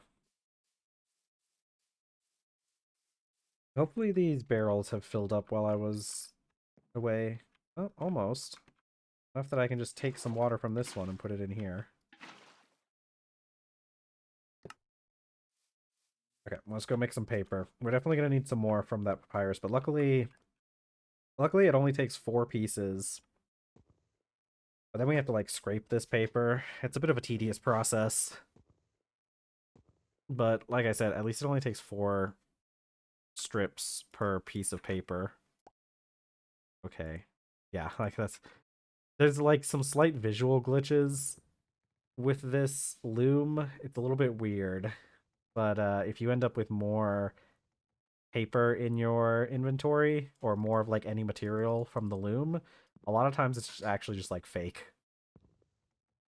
All right, so I'm gonna need... Oh god, I'm not actually 100% sure how many pieces of paper I need. We're gonna do what we have here and then go from there. I think I'm gonna need even more than this because I think this is only gonna make... No, this should make 8, which will allow us to make 1 empty map. Ooh, can I do it with... I might be able to do it with the map I already have. Because I was gonna say, we can add the empty map, but if the empty map would just automatically start scanning the region here, and we already have a map that has some of that, so Let's just finish this up and see if I can do it with our pre-existing map. I should be able to.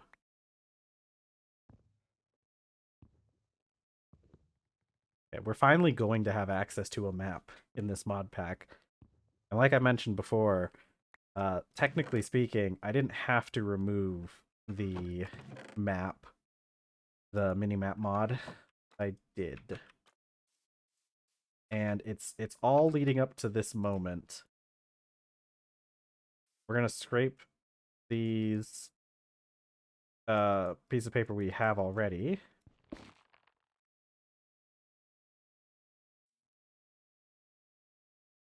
Actually, I'm just gonna scrape 3. I'm excited for the map.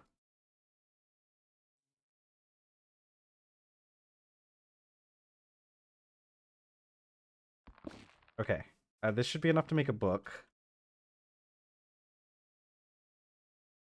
All right, 1 book, 1 piece of glue, navigator's timepiece, sextant, and a map. And it makes an atlas. 9 empty maps. What do you mean? Hold on. This is supposed to... I don't want it to be scaling at 1 by 1. I want it to be scaling at higher. Let's maybe it takes a piece of paper at the table. I want this one to be scaling at the, what, 1 by 4 or something? Just because that will allow it to take up the most. Okay. Alright, and I can't put that there. How do I... Alright. Well, let's see what happens if we open this up. It doesn't do anything. If I press M, it doesn't do anything. Why are you not doing anything? Oh, because it doesn't... Well, this is weird. You know what? I think it consumed... I think it did consume that map, but it didn't add it to the atlas. Okay. Which isn't that big of a deal because that map didn't really have a whole lot going on in it, but it does mean that I kind of lost that map. So I did end up like wasting more paper doing it that way.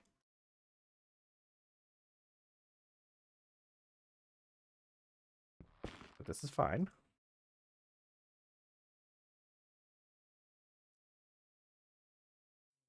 Eventually, we have to make a new iron knife or maybe a steel knife once we get up to that level.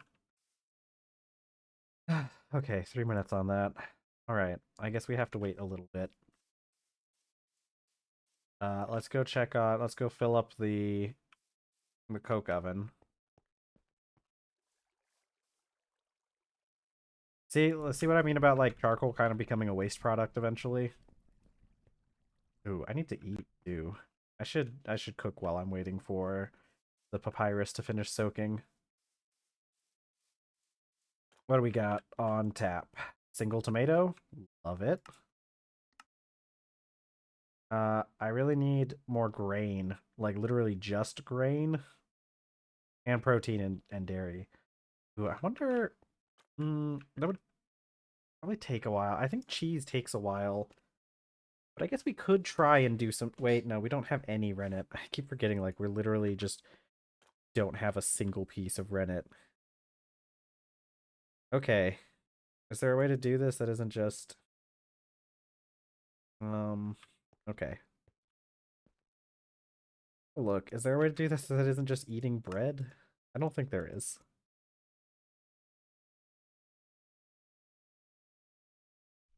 So let's just go ahead and do that. We'll just eat some loaves of bread. Look, I've made bread in real life. And you know, it's crazy because you think about like all those like fantasy settings and whatnot where like you go to the inn and they just give you a whole loaf of bread. And for a long time, I didn't understand that. I was like, what? Loaf of bread? That can't be enough. But if you get a loaf of homemade bread, yeah, it kind of is enough. You could just eat a whole loaf of bread and that's a meal right there. Okay. Now wait for our bread. Get our little pot holder. And I guess we'll just sit here and stare at this oven until it's ready. And then we drop it on the ground. Although this time, I won't necessarily have to drop it on the ground because it turns out while the bread might be bright red and might be harsh on our little hands, we can just shove it in our mouth and just eat it immediately. Doesn't matter how hot the bread is. Bread, hot stuff only damages your hands, not your mouth. Okay, bread. Num num num. I'm just gonna eat this bread straight out of the oven. And the rest of the bread, actually go into this vessel. Yeah, go cool down in there. Oops. To B. That over there. And my papyrus just finished. Oh, okay. I thought... Oh. You know what? I must have calculated it wrong because I must have... I thought the jute took 500. I don't know why I thought that. I knew it was going to be 50. Okay. More papyrus strips. Gotta get up to... What? I want to get up to like 8. Let's just do the rest of this, I guess. This is going to be one of the first things I want to try and automate is this stupid loom. I wonder if you could do it with deployers. I don't know, but I wonder if you could use deployers, not the ones from Minecraft, but like the ones from Create. I wonder if you can have deployers from Create do this. They're supposed to simulate player clicks, so I wouldn't be surprised.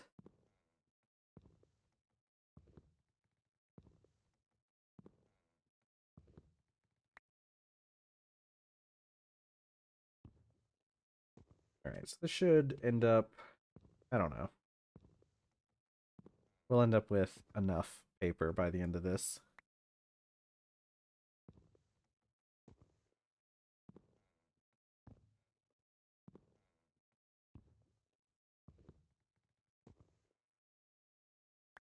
Gotta remember that it's like kind of fake. Sometimes it's like kind of fakes you out and it looks like it's done, but it's not. You actually need one hit. And if you look at the jade, I think it's because like it does this thing where each time you click it, it increments by 2. But then once it finishes its action, it goes back down by 1. And that is probably something to do with like the item codes or whatever in the way they're indexed or the way the textures are indexed. But I don't really know what's going on with that. It's kind of always done that from my experience.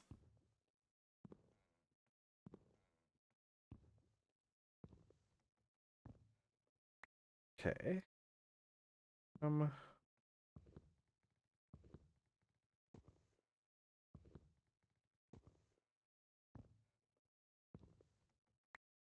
Okay. And then turn this into normal paper.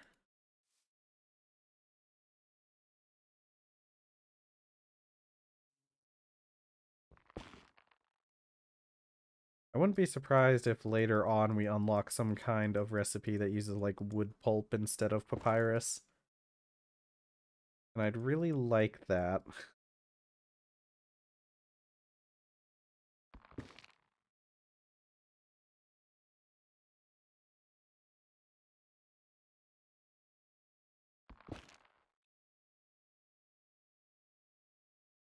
And, you know, honestly, I'm not 100% sure if you need... I think you do need maps to add to the atlas.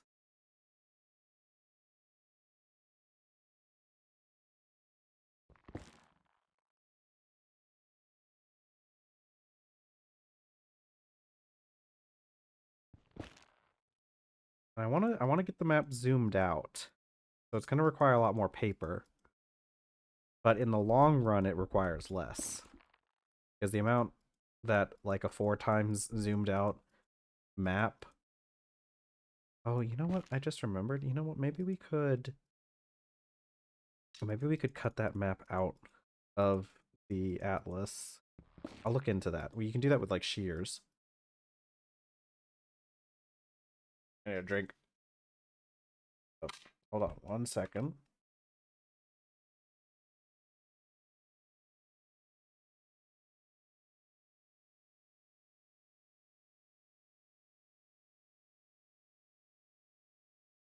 I had to cough. I just noticed. So the way that the animation for my guy in the corner, the way it works is it's based off of the sound levels from the mic. I didn't realize that it still does that even when um even when okay. um it does that even when it's muted. So I just noticed my guy moved when I coughed there. Okay, so there's nothing to take out of this. It looks all right. Let's try making a map. Okay, empty map. Now I might be able to add this. Yeah, I could.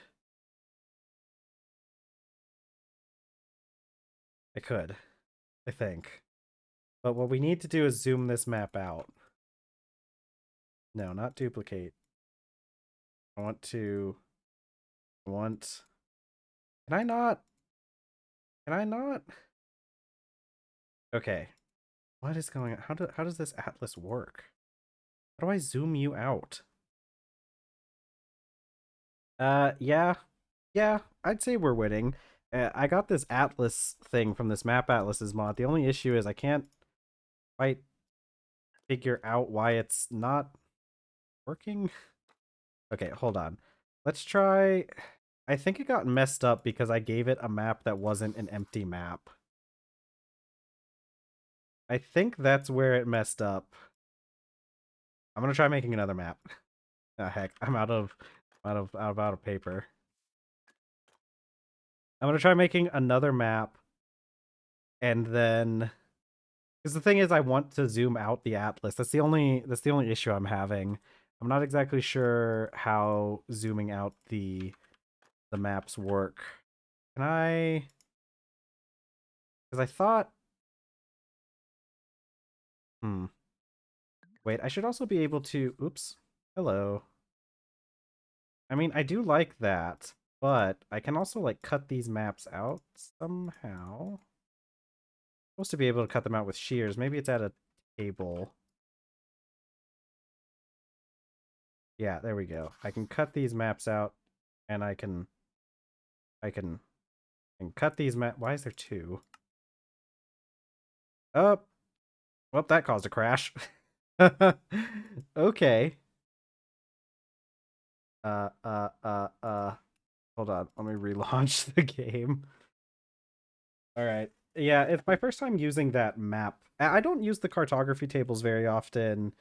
Um, I don't use them that often either, so I'm not very used to using it. I know, right? This is only like the second time that I've crashed while streaming though, so it's been pretty good. Let's just hope I can get back in.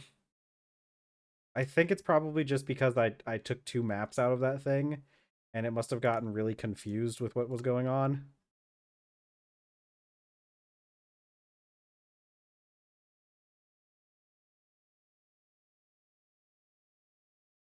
Okay, come on.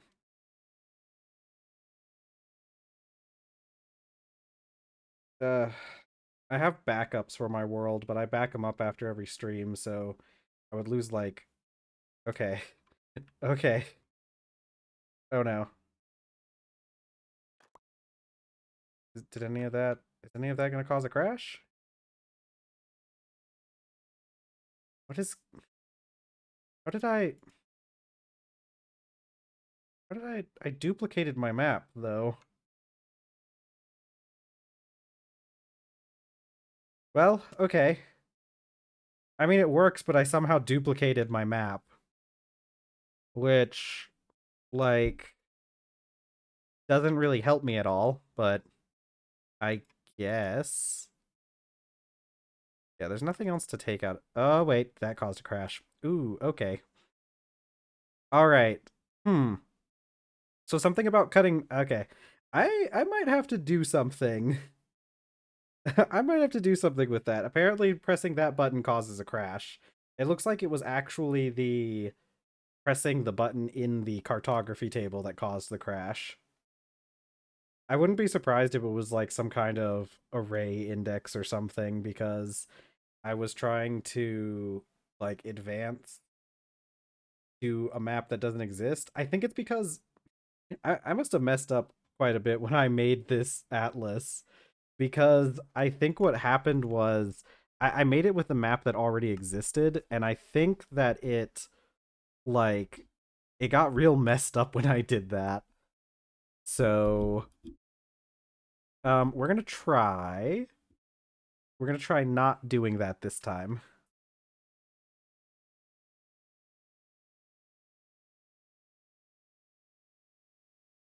Luckily my computer loads this stuff back up pretty fast. And oh, well, okay. Now the atlas is gone. It took my shears.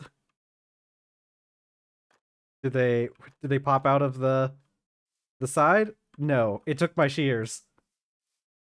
It took my atlas and my shears. Oh well. That's rough, but okay. All right. Um and now I have two of these maps. So, all right. Okay, cool. Well, I'm gonna go put this stuff in a box, and I'm gonna ignore it for a bit. Yeah, I know the shears were definitely a fair trade for those, the shears and the atlas. Man, okay. I need to make new shears anyways. I mean, those were like halfway used up, and they were just copper shears. All right, I'm gonna have to. I think what I'm gonna have to do is, I'm gonna have to. You know what? I can wait. I don't need the wool from the alpacas that much. I can wait on the shears.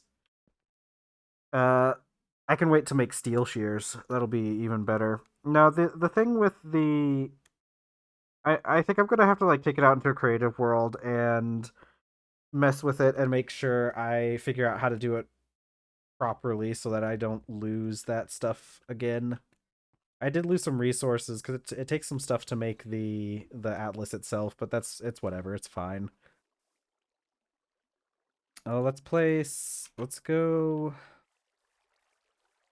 Do it. Did I have an iron bloom? You know what? I think I. I don't remember if I did or not.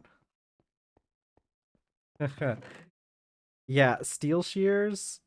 Those would be pretty nice. Those would take forever to break unless they get eaten by the cartography table again. But sacrifices must be made to the cartography table, apparently. We've got fancy stuff. I need to work on making. I need to work on making the bloomery, or blast furnace. Because this blast furnace, I need to get steel before I can start getting any steam machines. Which I need. I need 8 of these double plates. I already have 2. 8 times 4 is 32 minus the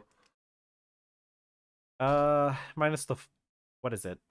8 from the double plates, because each double plate takes up 4 ingots. So I need 24, which is happens to be this raw iron bloom. Okay, let's go ahead and make the other tongs in case we need them.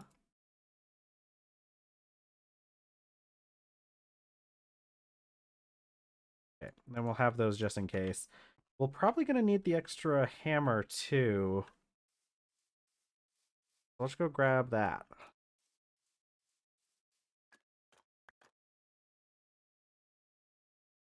Come on, cartography. What if I break you? Is that going to crash the game? No, didn't give me my shears back either. Yeah. Okay, yeah, those things just got eaten by the void, it looks like. I don't think there's a way of getting those back. Okay, so we're gonna go make our iron blooms. Oh, our coke oven needs more wood.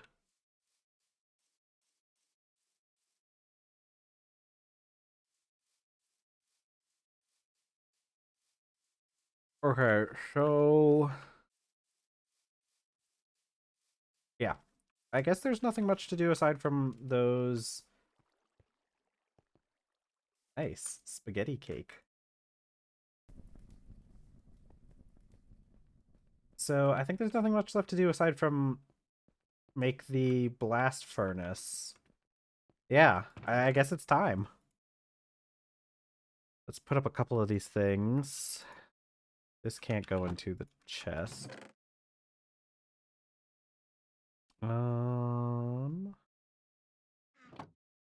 Yeah, sure. This is fine. Oh, you know, the thing is, like, even once we make the blast furnace, though, we're still going to need to we're still going to need the iron plates and the fire bricks. There's actually a couple things we need to make before we can get our blast furnace, but that's okay. We have 2 hours. All right, let's grab all of our clay powder that we had. I think my graphite was back with the was back over here. Let's see. We're gonna need a little bit of graphite. Let's do up 4 pieces of graphite. That was 3.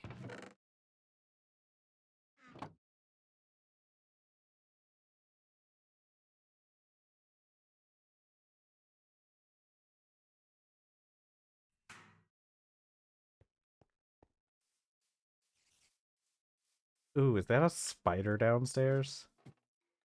Ah! Hello. You can climb up walls, but you can't climb up ladders, can you? Why did I come down here? Yeah, I'm going back upstairs.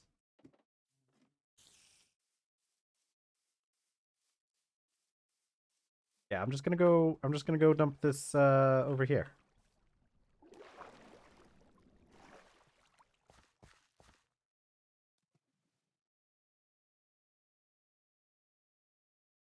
Yippee.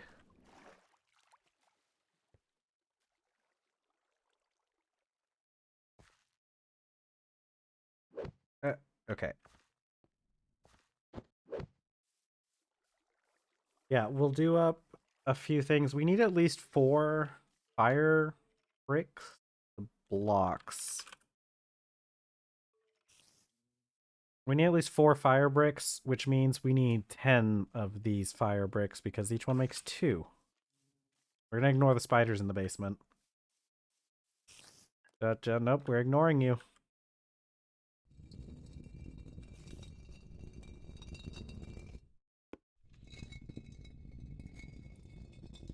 You know what? I think I needed more graphite, actually. Because I think we need 5 pieces of clay in order to do a... Yeah, I'm pretty sure we need... Yeah, we need more. You know, I probably could just... I'm just going to do 10 of these. I probably could just do the whole batch. Because you can always go and get more. But clearly we don't think that far ahead around here.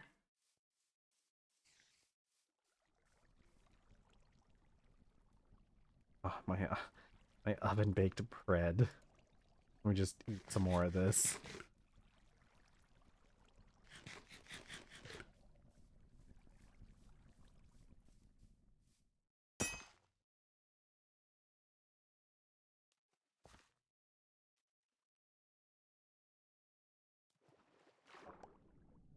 I need to eventually make some sort of aqueduct for like cleaning stuff. I mean, we get an ore washer later anyway, so I guess it's not really that big of a deal. But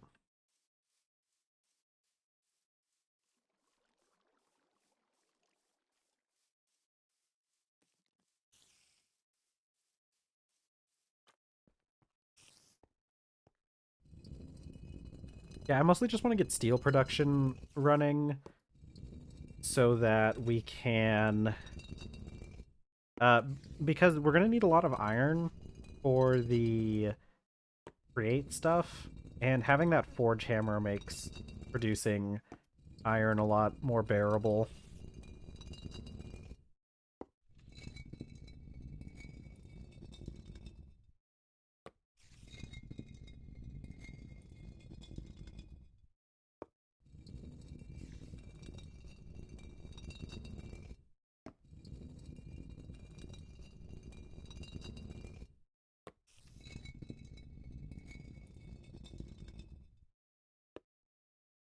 Okay. Let's go. And we need actual clay as well to make the fire clay. But hey, we've got it.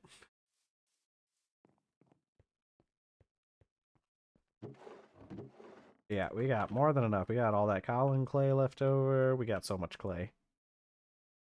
Okay, let's okay, we can figure out how much to make. How many of these fire bricks do we make with each one? We make 3 and we need 10. So we would have to do 4 batches. Ooh, so we need like 25 pieces of fire clay, don't we? I might need to do more graphite. All right, let's just split these out.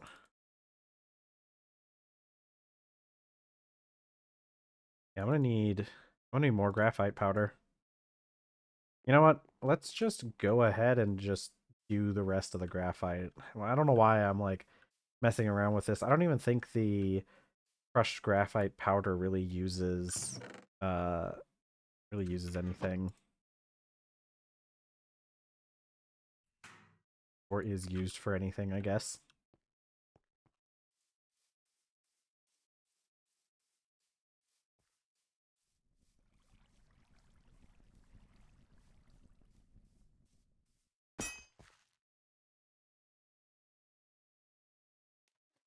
Okay, throw those in there.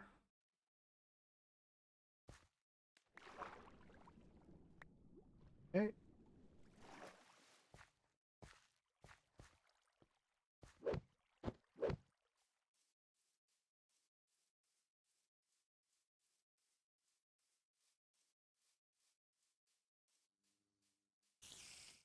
Yep. And we got the basement spiders. Alright, we're gonna be here at this quern for a little bit. So buckle up. But this will get us probably more than enough graphite powder. Hopefully more than enough graphite powder. I forgot how much of this stuff you actually need. Do we even have enough clay for it? Maybe. It's gonna be real annoying when it turns out we don't.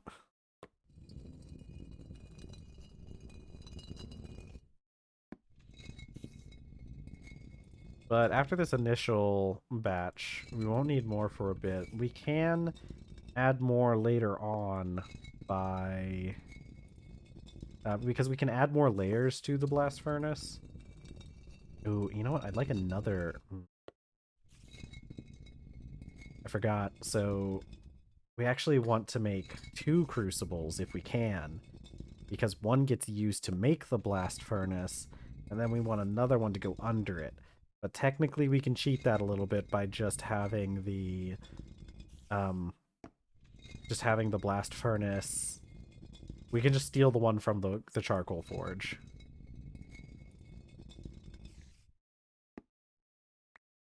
Okay.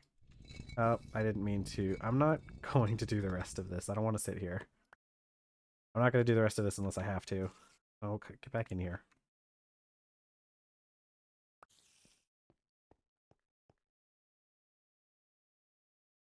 Okay, I think it's like this. Oh, I should have got more clay. We could do 8 more, which is not gonna be enough, is it? Alright.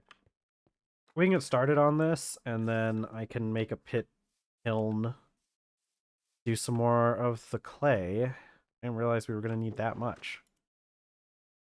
4. I should have 4. Okay, I need to put some of this in my backpack. We're getting very disorganized here.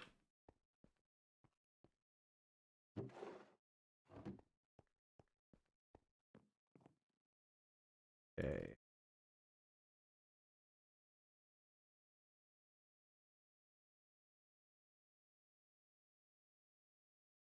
All right. So let's get some drinky drink. I also really need to get more food too, because I've just been eating loaves of bread and they're not very filling, ironically.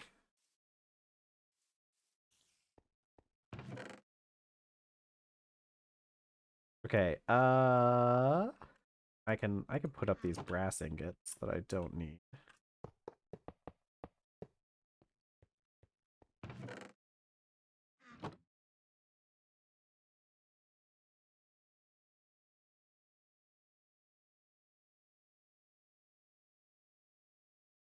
Okay. I think I have 8 rosewood logs I can use.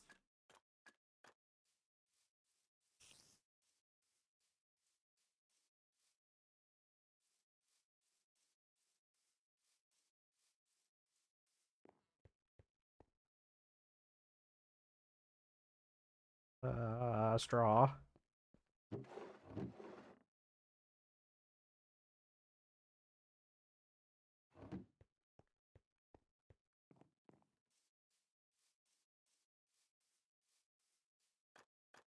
Oh, you can see the coke oven just ran out again. Let's go. Where do I have? Do I have a spot that needs to be filled up right now, or should I just dig a hole? I think I'm just digging a hole. Yeah, we'll just like dig it out back here somewhere. One hole.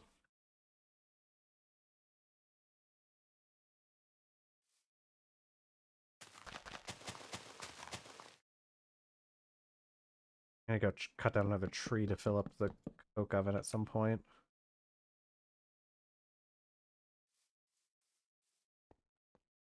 Okay, so let's make crucible, then some fire bricks.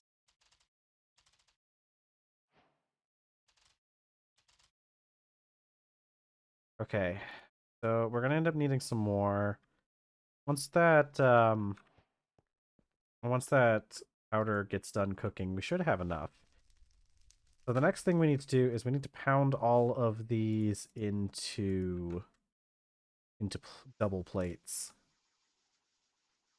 Okay, so let's get started on that. That one's gonna take us a little bit of time.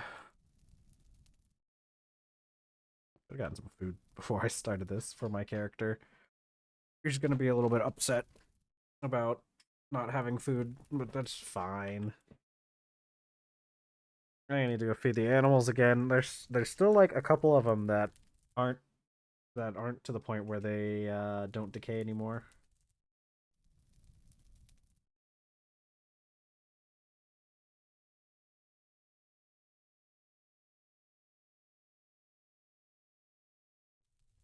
And if we do the last of this clay into fire clay, that should be more than enough for our needs.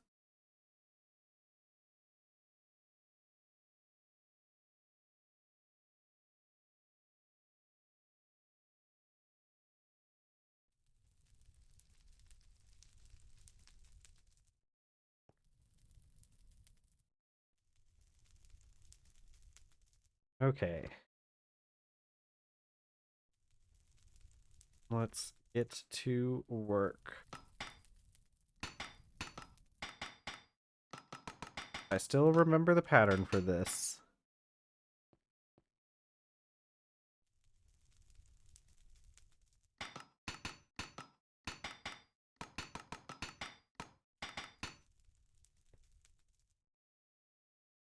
Okay. We'll take more.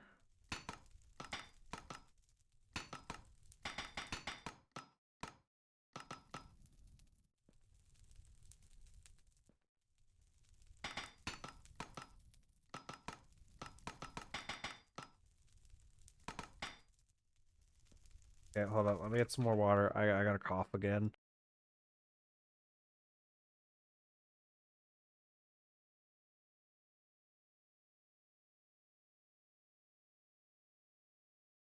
Good job.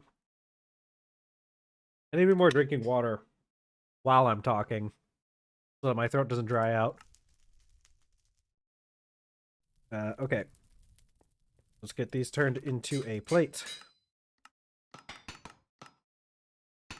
I don't remember the pattern for this part though, but that's okay. One plate.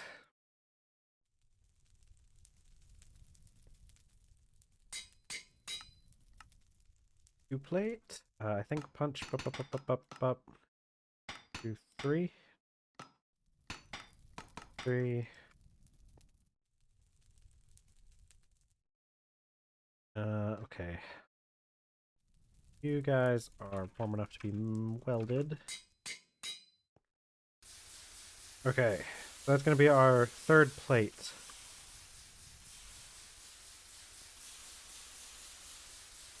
Oh yeah. Bump, butt up, butt up.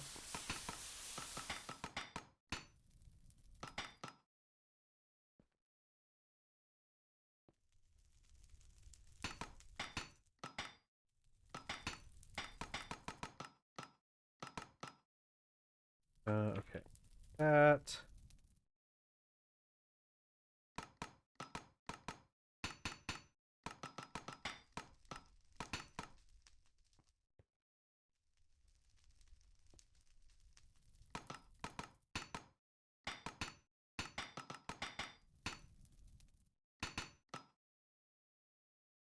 Okay. Start getting some welding done. Okay, okay. I think that was the pattern I was doing earlier as well.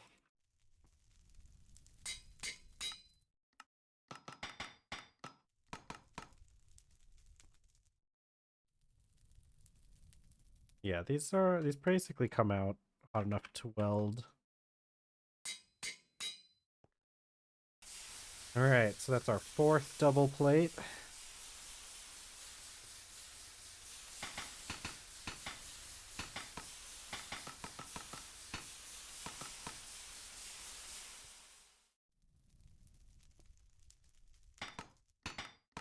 Oh, I gotta check the fire to make sure it's not gonna go out.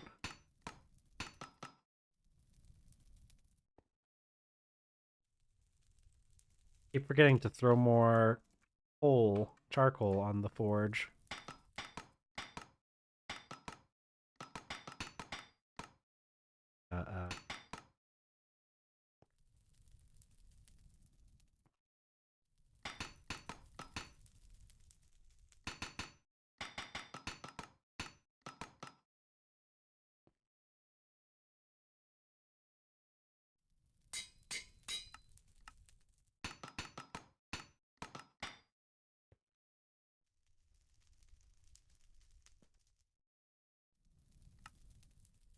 Weld.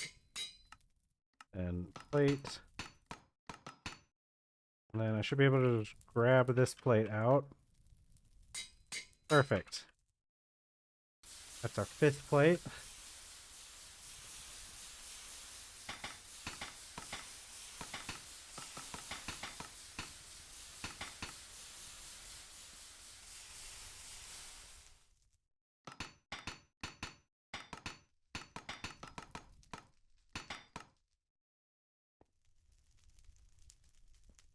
Yeah, we're cooking. We're clipping. There goes our hammer. We got a second one, though.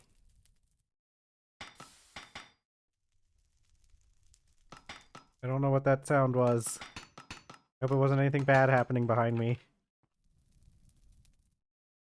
What was that sound? Something went out, it sounded like.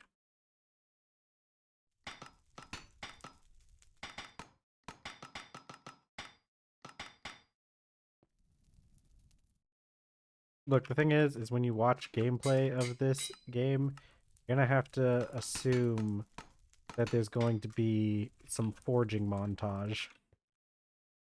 That's like half of what we do here. But like I said before, once we get that sweet, sweet forge hammer, there's gonna be a lot less of this.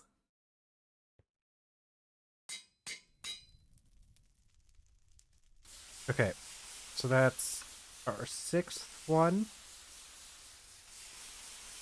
Our tongs haven't broken yet. Real nice. It was medium hits.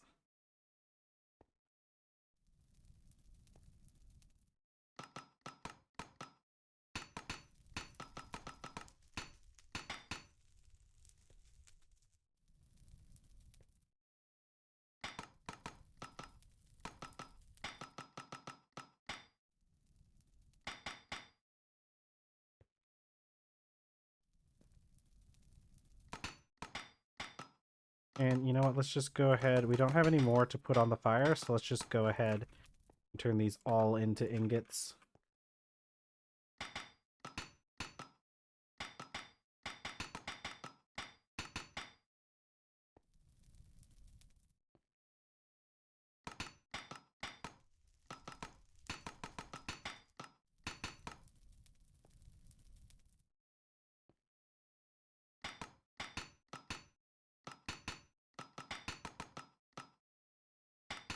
Go.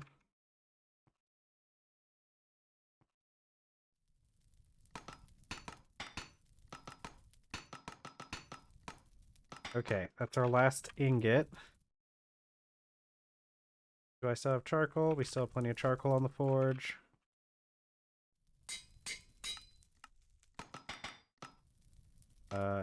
Hits.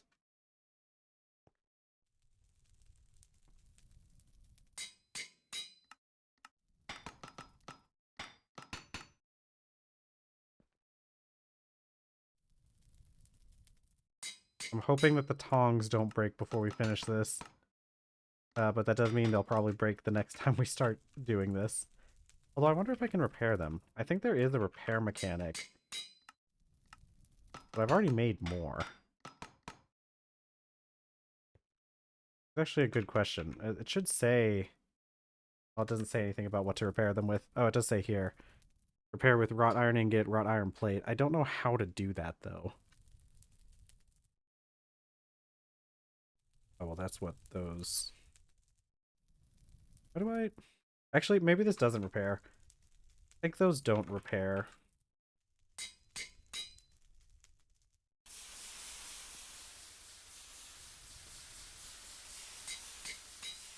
Okay, and then we can turn off our forge. Oh, wait, no, we can't. Hold on. There was a couple more things we wanted to do with it. We need to fire all this stuff.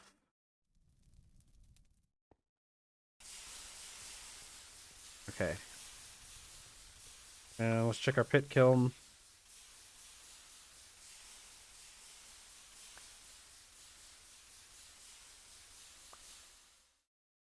Maybe I should just leave these vessels, like, over here or something. Okay. Oh! This must have been what caught on fire. Huh. I don't know exactly how it caught on fire from all the way over there. But we don't have time to worry about that right now.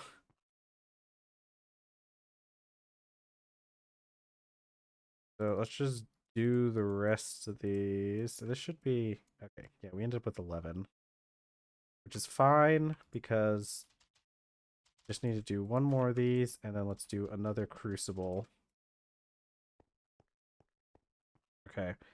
And we should be able to, with the pump of the bellows...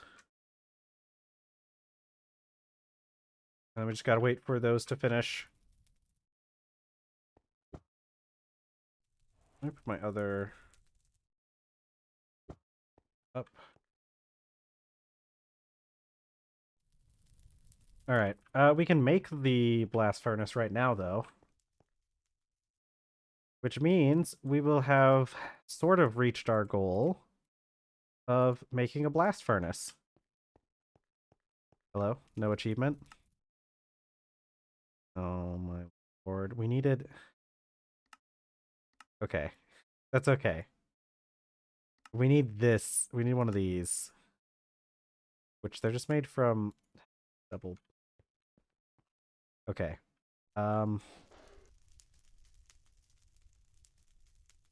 So... I guess let's grab 4 more ingots.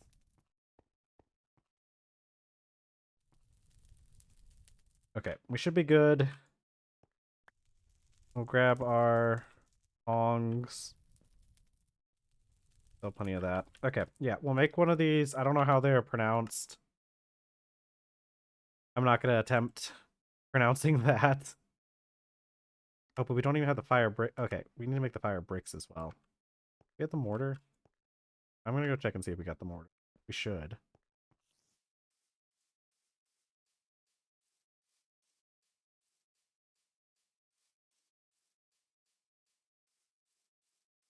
Mortar, mortar, mortar,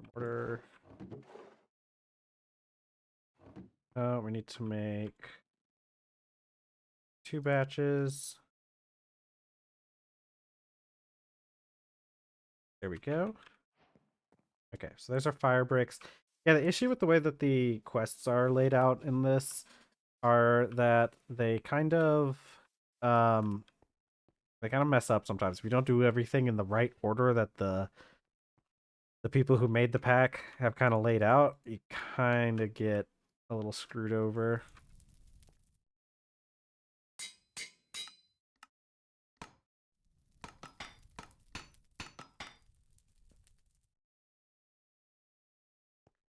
Okay, we should have just enough to finish this.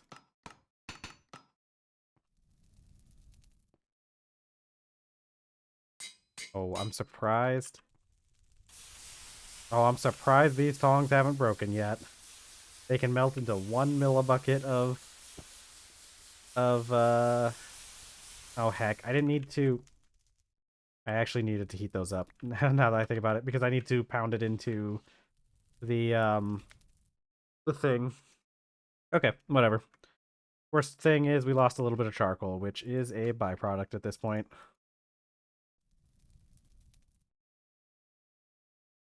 But the other issue is that it's going to take a little bit of time for that to heat up. Okay, but let's get an idea for where we're going to put this thing.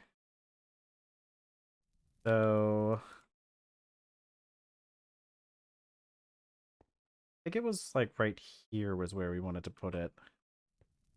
So it's 1, 2, 3, and then a gap there. Okay, and we've got to dig this out. Because we're going to put a charcoal forge down there. Nothing super interesting. We got our blast furnace now. I'm just heating up a plate to make the thing for the... I don't know what the things are called. But the... like, the thing that funnels the air into it. We need to make a charcoal forge down here. And then we could put this spare crucible on there. And then I'm going to keep the blast furnace in my inventory because I still need the other item out of here. And I'm hoping that we can pick this up and put it on the anvil without my tongs breaking. No, it's, one of... Hold on. It's in the book. It's one of these things. It's this word. I have no idea how to pronounce that word. I've never heard anyone say that word. But you know what? We do need another set of bellows. I am out of leather, though. I wasted so much leather on all those maps. That's okay. I can steal the bellows from the, I can steal the bellows off of this charcoal forge to use. Alright, this is good enough to work. Okay, 2 bends, that's plus 14, which means you need to get down to minus 14.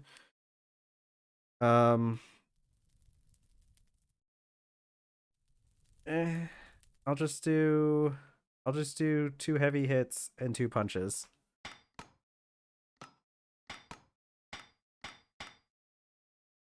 Hit, punch, punch, bend, bend.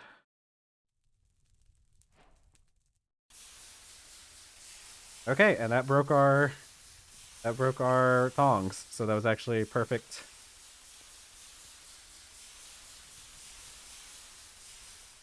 Okay. So now this blast furnace like this. This thing goes in there. Now the issue is just place some planks here. Here. Oops, actually. No, that's fine. And then the fire bricks are what I need. Yeah, okay. So I can like do this. Now the issue is we need more iron plates. So I think it's time we go collect some more iron. Yeah, because I need to coat the outsides of these with iron plates. And so it'll take, what, 3 for each one? So I need like 12 iron plates. Which means I need somewhere on the order of, what, 24 pieces of iron again? Which would be another full round in the bloomery. So that's not too bad. Okay, let's go dump some of this stuff so that I can go mining. Oh, I need to eat again too. My character is very hungry.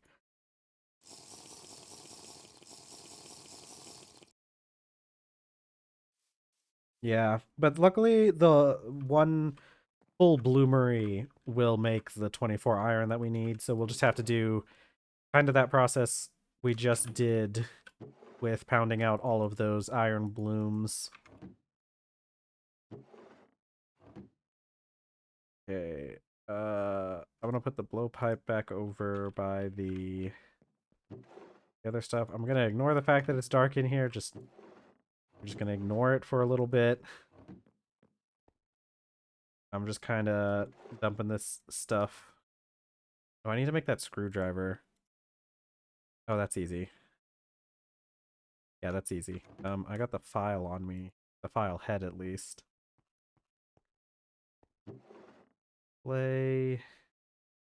Yeah, that is the unfortunate part, is that it takes quite a bit for each layer.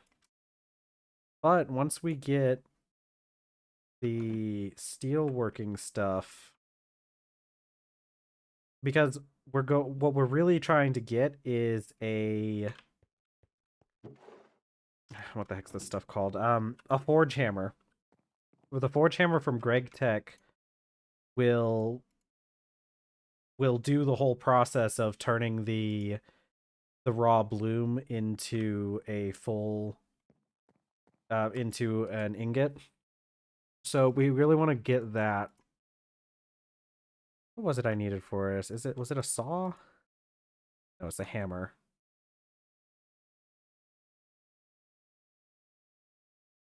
Okay. I'm gonna do this one actually. Okay, now we have a screwdriver. Yeah, so I really want to get that. I really want to get some steel processing because we just need like a very small amount of steel in order to get that forge hammer, because I should probably add it to my list of stuff that I'm making. Yeah, I think the spot you're at in your mod pack is quite a bit further ahead. I know you said you had like over 500 hours, and I think at the end of this week we'll be up to 60 hours on this world. Okay, see, yeah, because I need the 3 steel plates, and this is actually, even though it's called a steel brick casing, it's just made out of wrought iron plates.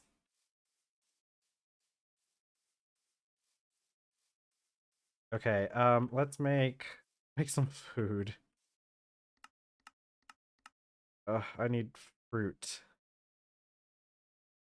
Oh yeah, that's right. You were talking about days. I turned off the count for days. Oh, but it's been about a year.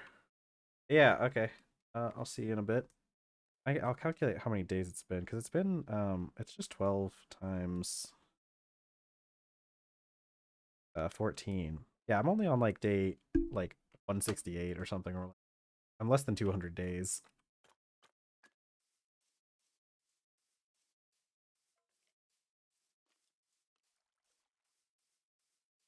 If we calculate, we could turn 717, multiply that by 20 minutes, assuming you don't sleep. And that's how many days, and then divide that by, wait, no. Oh, that's how many minutes. Divide that by 60. Oh, 239 hours. Okay, and see, here's the thing. Now that I have this screwdriver, I can go over here and I can poke a hole and it will drain. Okay, that was a bad idea. How do I turn you off? Do I hit you with a mallet? Mac. Mac? Mac? Okay, well, uh, I kind of forgot that these would start. Can I? Oh, I can. Okay. I forgot that these would start up without any liquid in them. The issue is you cannot um you cannot add water after it has already started after it's already heated up because that'll cause an explosion. You can add more fuel, but you can't add more water. I mean, it's not that you can't add more water, it's that if it runs dry and you add water, that causes a steam explosion. I should work on doing something with those pumpkins. Okay, hold on. We're doing a brief interlude between getting iron to make jars. Okay. Low pinch roll saw. And it'll take any silica or metitic. This is yellow sand. Okay. We don't have any of that sand anyways. Okay, let's calculate because I want pumpkin, jarred pumpkin jam sealed. Okay. We don't actually need the lid. All right. 500 millibuckets of sugar water, which means a full batch of these would make, yeah, a lot actually. Okay. Yippee. Let's go make some jars. Add a jar all this pumpkin that I've got. And then once I've got it jarred, then I can add it to a, how do I get this? Yeah, see, I can add it to a sandwich. I can add anything. Usable in jam sandwich. Preserves. Usable in jam sandwich. Meats and cheeses and jams. Is it just a full loaf of bread? Slices of bread. Okay. Yeah. Okay, we're gonna make some jars. I'm sure my character is like screaming at me to just please give him some food.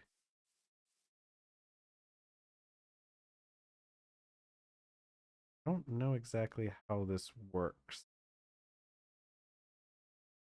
I don't know exactly how this works. But we're gonna make a batch of jars.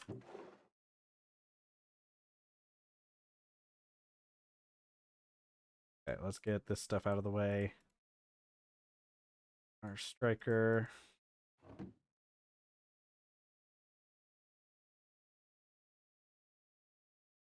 Okay. I know we're gonna need at least that many. We're gonna need more than that actually. But what was it? Let's get the jar.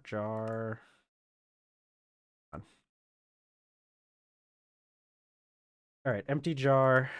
is blow, pinch, roll, saw. See if I can organize that a bit. Blow, pinch, roll, and then saw.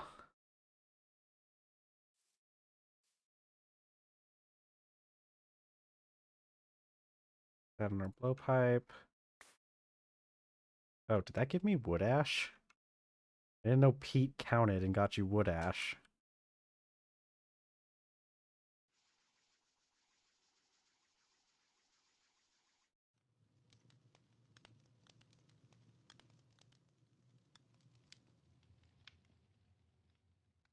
Alright, we're gonna let this heat up a little bit.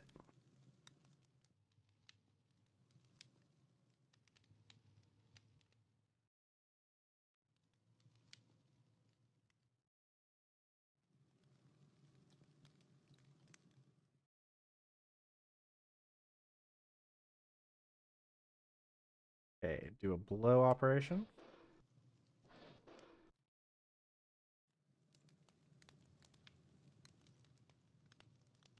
Pinch.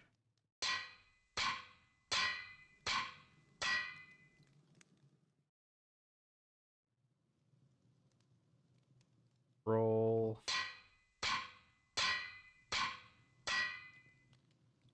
And yep, then the last thing we should have to do is a saw.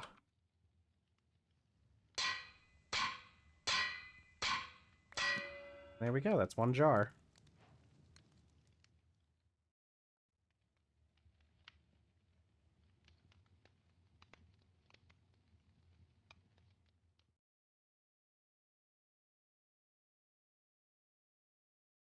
I'll make 4 for now, because my character is actually, like, extremely hungry. Things are going to start going all black and white here soon.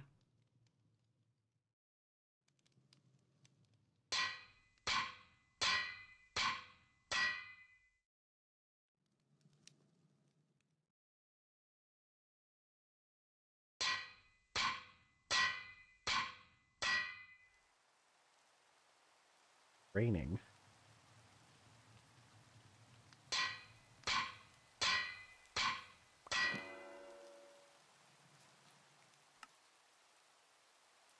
Oh, I forgot there was cosmetic armor in this pack. We'll have to get some nice cosmetic armor at some point. Alright, if I'm fast, we should be able to do this.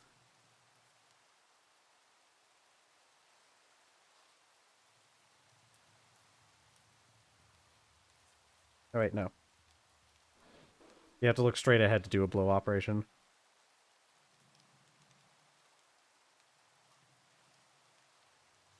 Welcome back. I'm making some jars so we can make some pumpkin jams, because that's the only way I can put it on a sandwich. Apparently I can't just take the raw pumpkin and put it on a sandwich, but whatever. I have to go through this elaborate process of making jam first.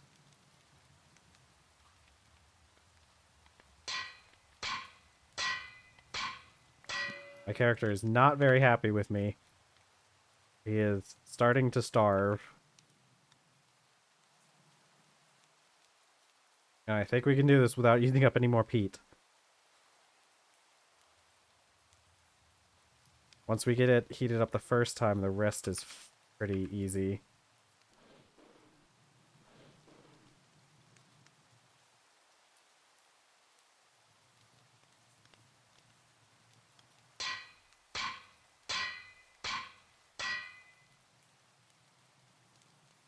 Okay, just 2 more operations. Okay, this should be good.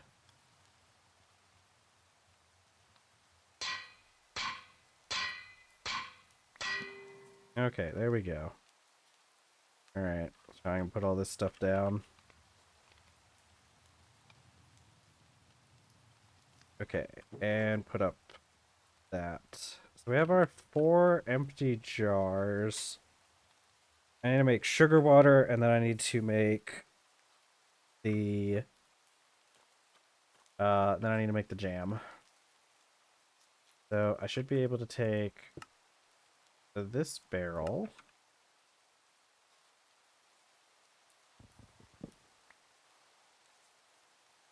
and just dump it all into this vat.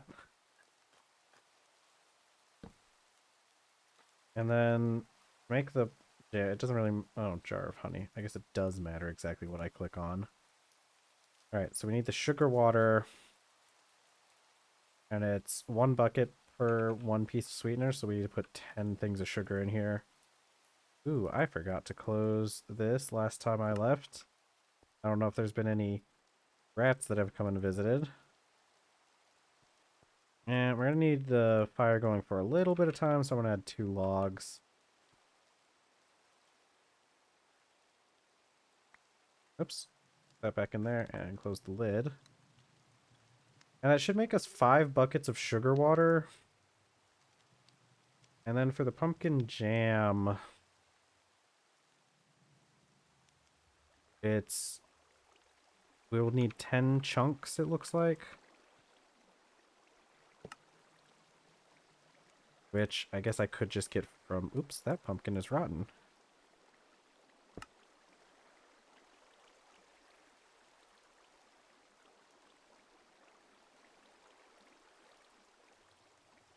Well, let's see if I can, okay, they do fit together.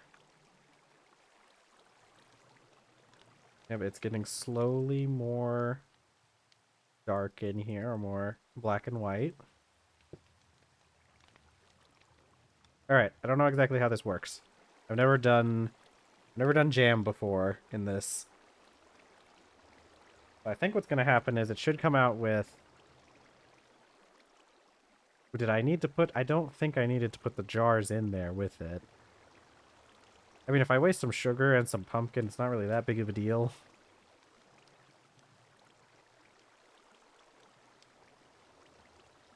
No, I should be making my bread as well while I'm doing this. Okay, so that's got pumpkin jam.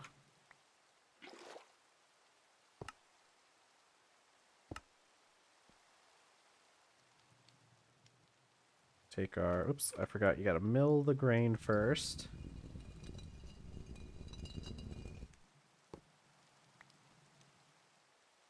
Then sugar and yeast.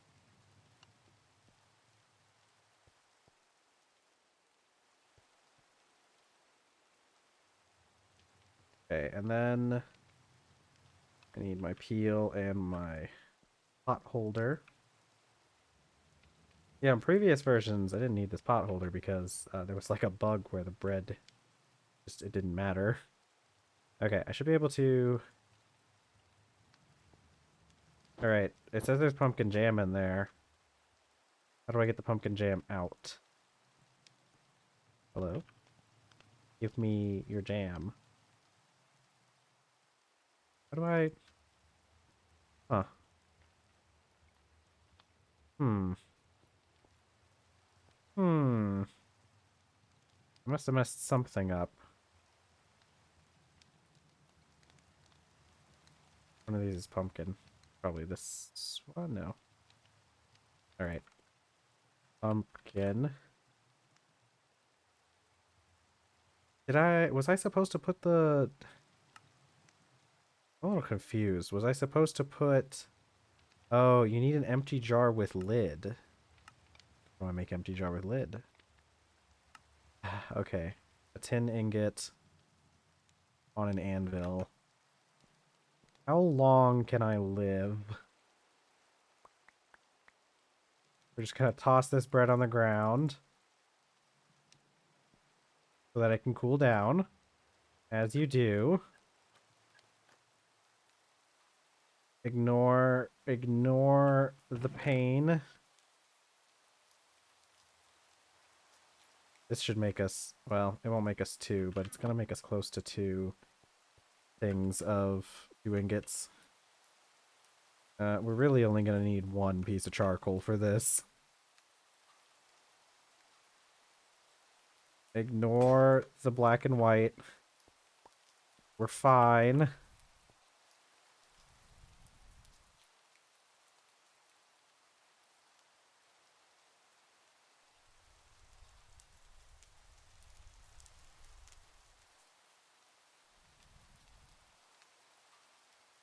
And then that. Okay. And then I just have to heat this up enough to work. It melts it very hot. God. Punch, hit. Heck. Punch +2, so that's -4, so we need to do +4, so 2 punches.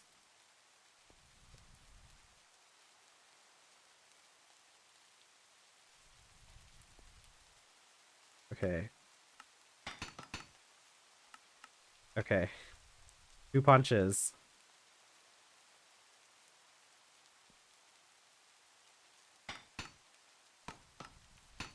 Ah, heck. There we go. So now I should be able to make these into jars with lids. I don't think I get my lids back. Oh, it's getting so grayscale. Ignore it. Ignore the hunger. Pick up the bread off the floor.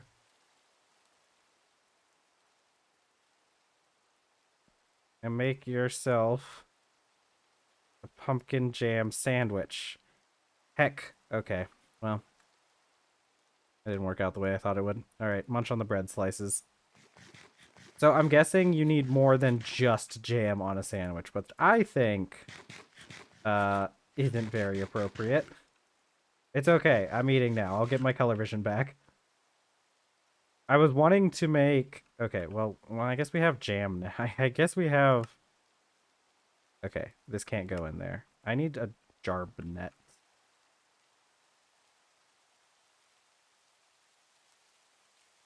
We'll slowly gain our vision back. This takes a brass rod? Okay. I can put the jars on that.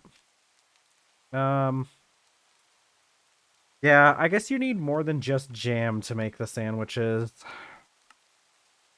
I was wondering about that because... Oh, actually, maybe you just need to unseal them. Let's find out. Let's make more bread. Our character is fine. He's not going blind, going colorblind. But we do need light in here.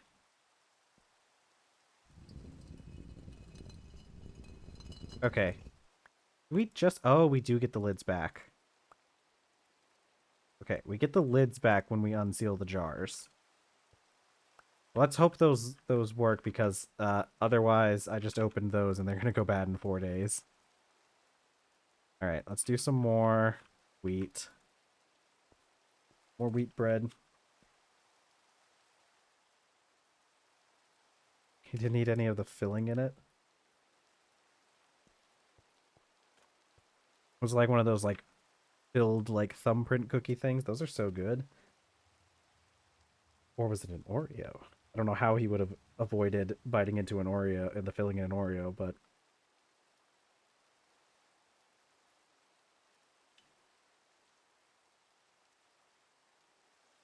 I should learn how to make thumbprint cookies one of these days. I can make other cookies. I've baked cookies before and they've come out pretty good, but I've not done any of the thumbprint ones.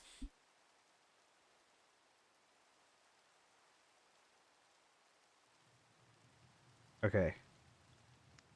Kind of like an Oreo? Yeah. That's crazy if he managed to not get any of the filling in an Oreo style cookie. Pretty crazy.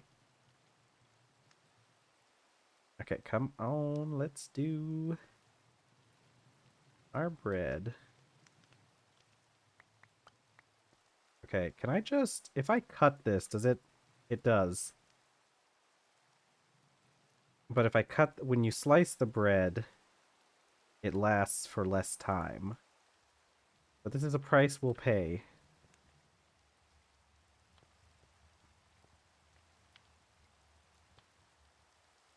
Because we'll probably end up using more later. Okay, so I should be able to... Alright, so I can just make a pumpkin jam sandwich. As long as I make sure to remove the lids first.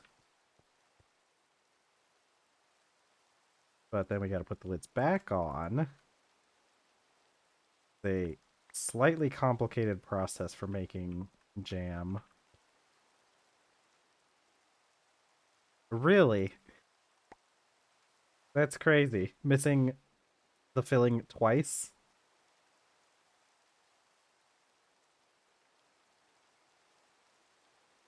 Okay. Should be able to... More jar. So that's medium, tiny. Okay, and it turns into... Can also be stored. Okay, so that's all of our pumpkin jam. Let's go ahead and make another sandwich. All right, so next time our character has to eat, we have sandwiches. And I guess just, can I put this? Okay, I cannot. I guess we just have this jar of jam in our inventory now. Do I have, I need a barrel over here that I can put things like that in instead of having to store them in the vessel.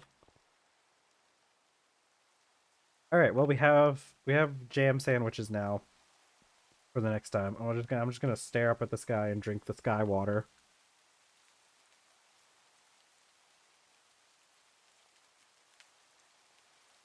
Okay. Yeah, our character is not looking good. He needs some fruit in him and he needs some meat and dairy. What was I doing? Oh, right. We gotta go like underground or something, don't we? I guess I'll put these slices of bread in there too.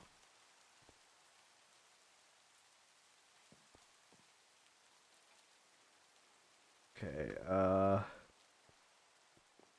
put up some of this junk. The file can stay in my inventory because I might need that, but I'm gonna put the tongs up. Still don't know exactly how this caught on fire. Oh, you know what it was? It was the pit kiln. That's what got it. I'll just have to replace those fence posts in a while. It's funny that only, like, the middle part was left. Pumpkin. Oh, I'll put this graphite in here too. Oh, and the charcoal, actually. I don't need the charcoal.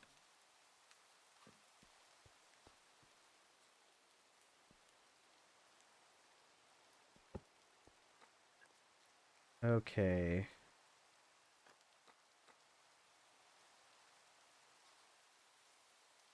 I'll light some of the stuff in here. I think one of the things we're going to do once we get our steel production going is we're probably going to take some time to make lanterns in here. Because having to relight these torches all the time. And the crazy thing is, I turned up the time for torches on this to be 6 days instead of 2. If I still had it on 2 days, you would never see anything. Alright, I want to go... I guess I'm going to go chop down another tree real quick. Maybe I should switch to Kapoke for the supports. I'm going to do that. The palm... Using palm... Because, like, I don't like palm that much, so using it for, like, things like supports, I prefer doing that, but it's just so much easier getting Kapoke because it just grows so much taller. So you get a lot more. Oh, speaking of things being dark, it sure is going to be dark once we get to the mines. I haven't been down there for a bit. Later we're going to have to dig up all this peat too. Especially since I found out it's pretty useful for glass making. Oh god. Pull out the sword. Okay. Let's go down to this mine down here. Okay. Nothing so far. Dang it. Place another torch. Yeah, I hear you down there. Where are you? As long as this guy I'm hearing isn't on the steps. Actually, it doesn't really matter. I'm not really afraid of zombies at this point. Zombies, I'd rather run into zombies than anything else. They're so much easier to kill. Alright, I think I got most of the iron in here. This is technically a copper vein, but there is iron in here as well. Some of it's like real iron too, like pure iron dust.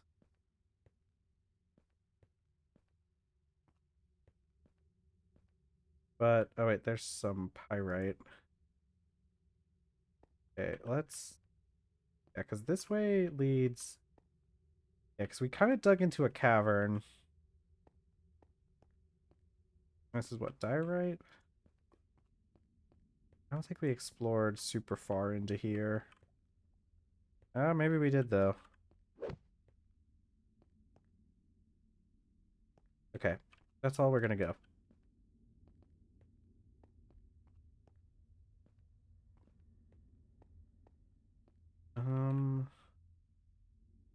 Alright. Yeah, this is mostly copper. We may have to go to our other mine to find any iron. But in the meantime, I can place a support there so we get some more support on some of this stuff. We do need more copper, though, to be fair. I kind of used up a lot of copper making all that bronze.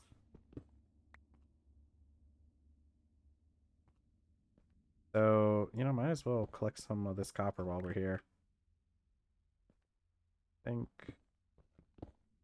you're good. I think you're probably supported. Let's add a little bit more into here, though.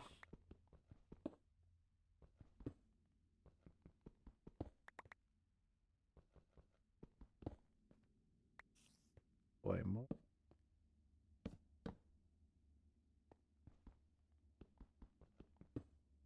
yeah. Yeah, we'll try to collect as much iron as we can from this area. And then we'll go back up and look about turning it into bloom. This is pretty good, though. The reason why I came down here as opposed to the other area we have is that this place has some, like, real, like, pure iron. Like, iron ore, not just pyrite. So I'm going to put out a little bit here. 1, 2, 3. And this will be 4. I hear spiders. Spiders are also one I'm not super afraid of right now. I think spiders are really easy to kill. It's the skeletons that I worry about the most, because since they're immune to piercing damage, you have to close in on them. And then they just kind of get there. And you have to... The best thing to attack them with is the hammer, which luckily we carry a hammer with us anyways for mining.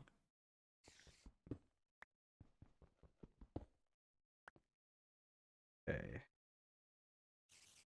We're still doing pretty good.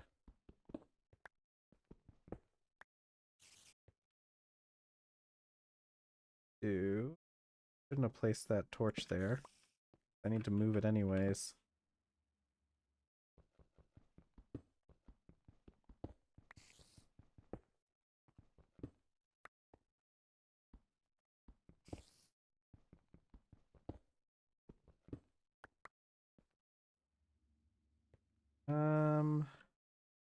Oh, I saw some more pyrite over here.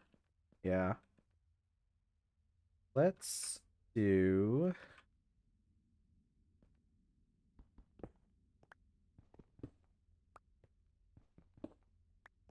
Okay, let's do like this. And bam. Now we'll have support over here.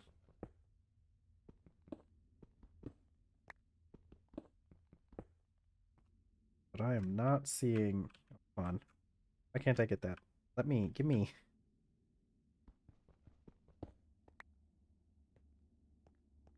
There's some more over here.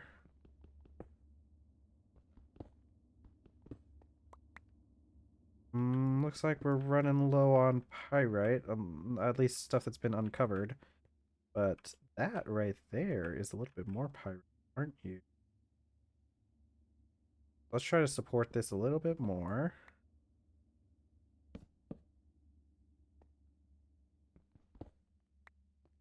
There we go.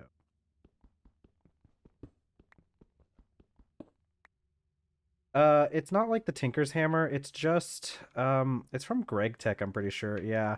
So the reason why you use the hammer for mining is it turns it into this crushed ore.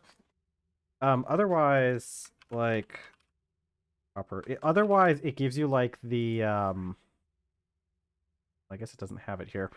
Otherwise, it gives you the stuff from TerrafirmaGreg. So like the poor ores. Is there copper in here? Copper. Yeah. It'll give you one of the graded ores like you get from TerrafirmaGreg, but the dusts or the crushed ore is better because it you get more out of it because you can then process this um into dusts. Yeah.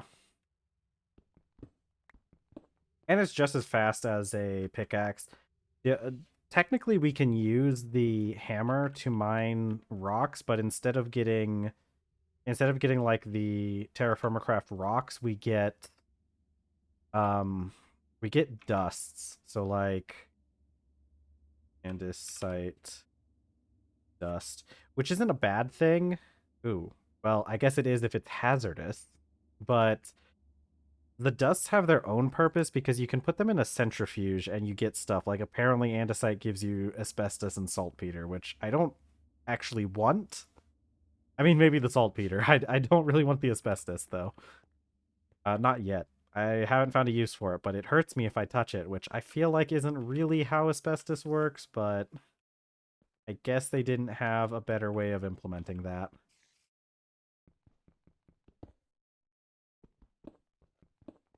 Ooh, more. Okay, how far out am I? 1, 2, 3. So I should probably just go ahead. I'm just gonna go ahead and make 1, 2, 3. I know, right? Asbestos, it's great. It's fireproof. So, one of the things you should do is make sure if you're ever in a fire, you grab your asbestos stuff and your asbestos dust and breathe that in so that it can make your lungs fireproof because that's one of the biggest dangers in a fire is breathing in the hot air.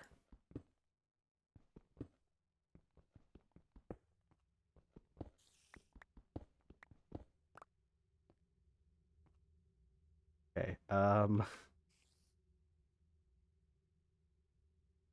Obvious disclaimer. I don't think there's anyone else watching, but don't breathe in asbestos.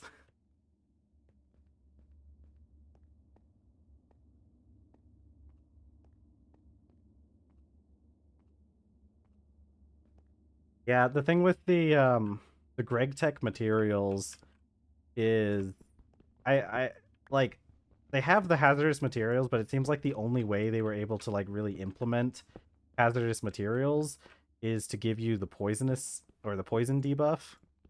And like that would make sense for a lot of hazardous materials, but I don't know. Like lead does that. So like you can't hold lead without like a hazmat suit on. So a little bit off on the realism for those. But I guess they didn't have any other options. Okay, I think I've done enough mining here. I've got 31 pyrite, 9 iron ore. We actually already have several ingots worth of iron still at the base, so not like we even actually needed that much. I think we have like 8 maybe. It's 8 at the most. I think we have less than 8, but that's fine.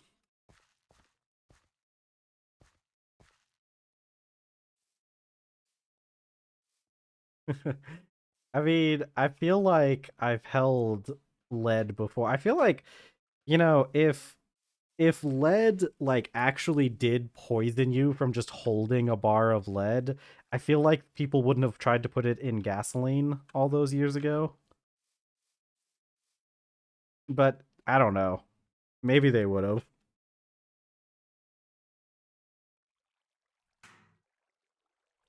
All right, let's go take this stuff to get washed. Yeah, so that the crush door, you can use a hammer to turn it into the impure dust. Ow. And then I can just throw this into the water and it'll turn into pure dust.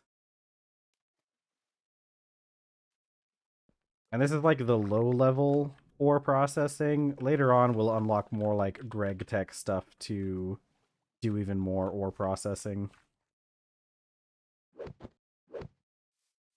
Yeah, I mean, to be fair, it's not like we didn't know that lead was poisonous when we were putting it in gas. Like, I'm pretty sure the Greeks and the Romans knew that lead was poisonous. But, you know, the Romans were also the guys who put lead into their wine because it sweetened it, and they knew for a fact that it was poisonous, but they still put it in their wine as a sweetener. So, all right. I probably need to make some more ingot molds. I'm running low, and I need to fix this mistake where I have two that are partially filled with iron.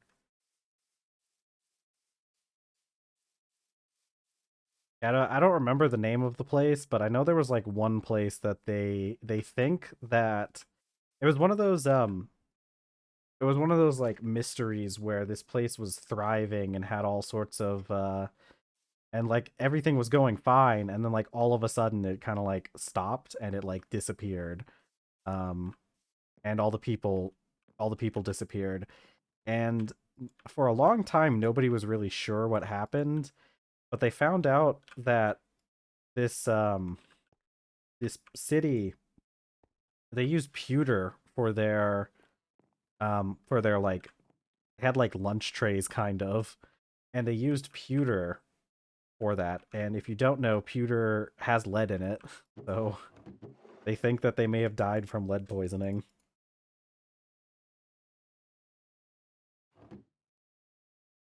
Okay, I need ingot molds.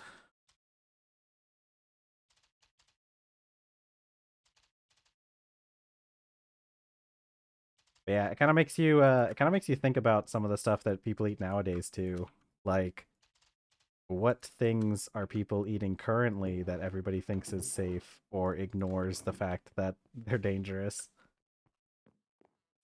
Yeah.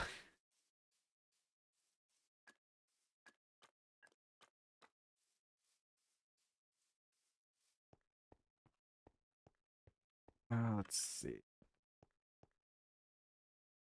I need another striker.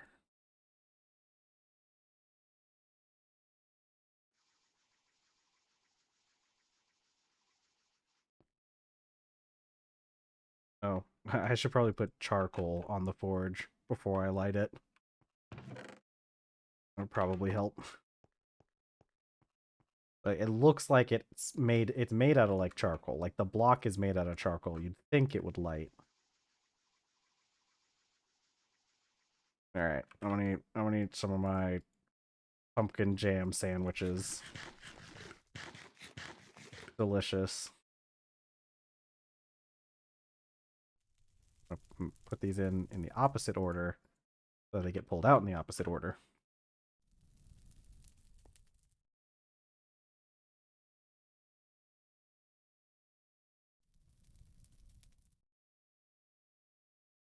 I don't know. One of the things that always gets me about like a lot of, hold on, I'm taking off my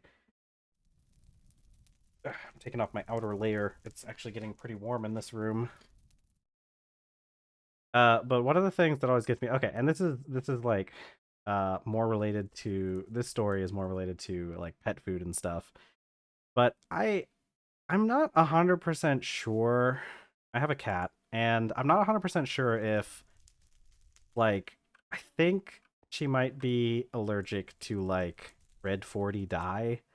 I don't know if it's true or not. I never got like her tested or anything, but I she was like she was throwing up a lot, and I had heard that some cats are allergic to red 40 dye. So I was like, might as well try and find some food that doesn't have this red 40 dye in it and see if maybe she stops throwing up, which kind of is what happened. I still don't know for sure if it was like an actual red 40 allergy or if it was just something else about the food. So I don't know if she's actually allergic to the dye. But do you know how hard it is to find any sort of cat food or pet food in general that doesn't have red 40 in it? And it's like the thing is like what is the dye for? Is it for the animals? Are they going to be upset if their food isn't colored red? Like I don't really see how that would affect them at all. And at that point it's like why are you even adding it in the first place? You know? Like I also feel like, just from like a logistical standpoint, like it would be cheaper for you to just not add the dye, right?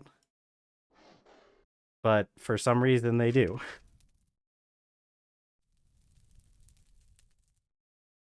And then also I hear there's a lot of dyes that get like banned in other countries. Oh, it makes the food go faster? Yeah. We're using orc logic now. God, I love the 40k orcs.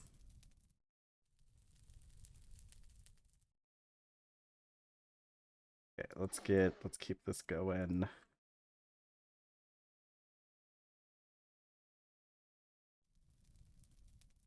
Yeah, I'm not even the thing is like I'm not even 100% sure how much they can even see that color of red. I think red's one of the ones that most animals are like better at seeing, but still. I know there's like stuff they can't see.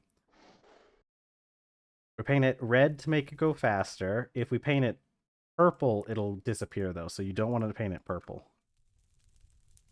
Unless you want the food to disappear.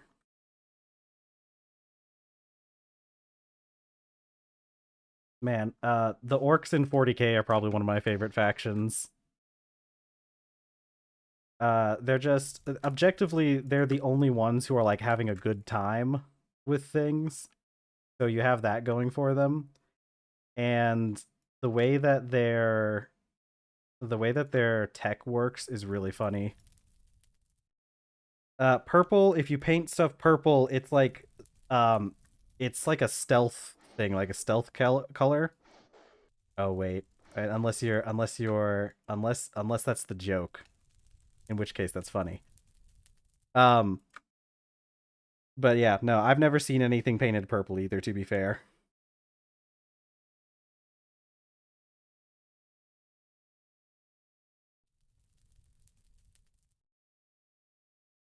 Okay. Let's see.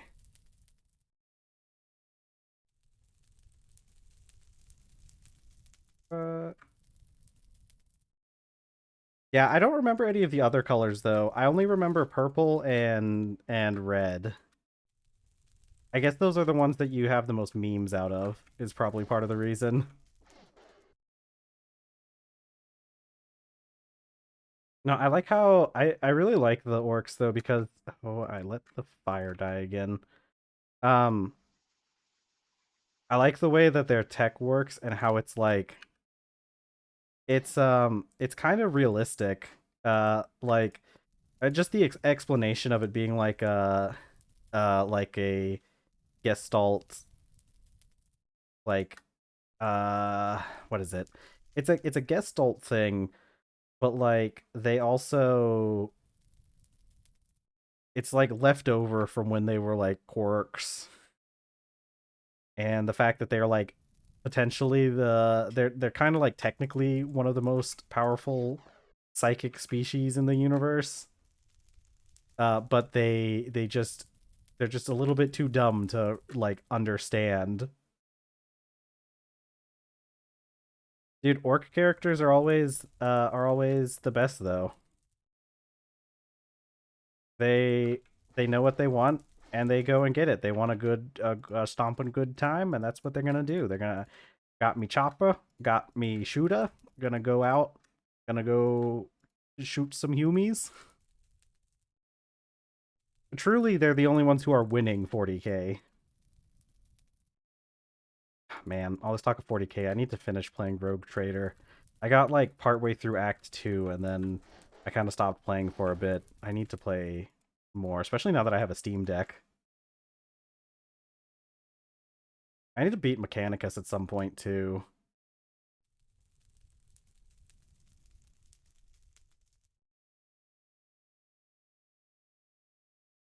Ooh, another thing, if I think I'm going to buy this, but I did see that the original Warhammer Space Marine is on sale on Steam right now for like $12. I didn't realize that the original Space Marine was like over a decade old because it came out in 2011. But the good thing is that means it'll probably run pretty well on a Steam Deck. Let's see. Yeah, that does sound about right. I've got a few Warhammer games. I only like recently started playing Warhammer games because like they've had a lot of really good games come out pretty recently.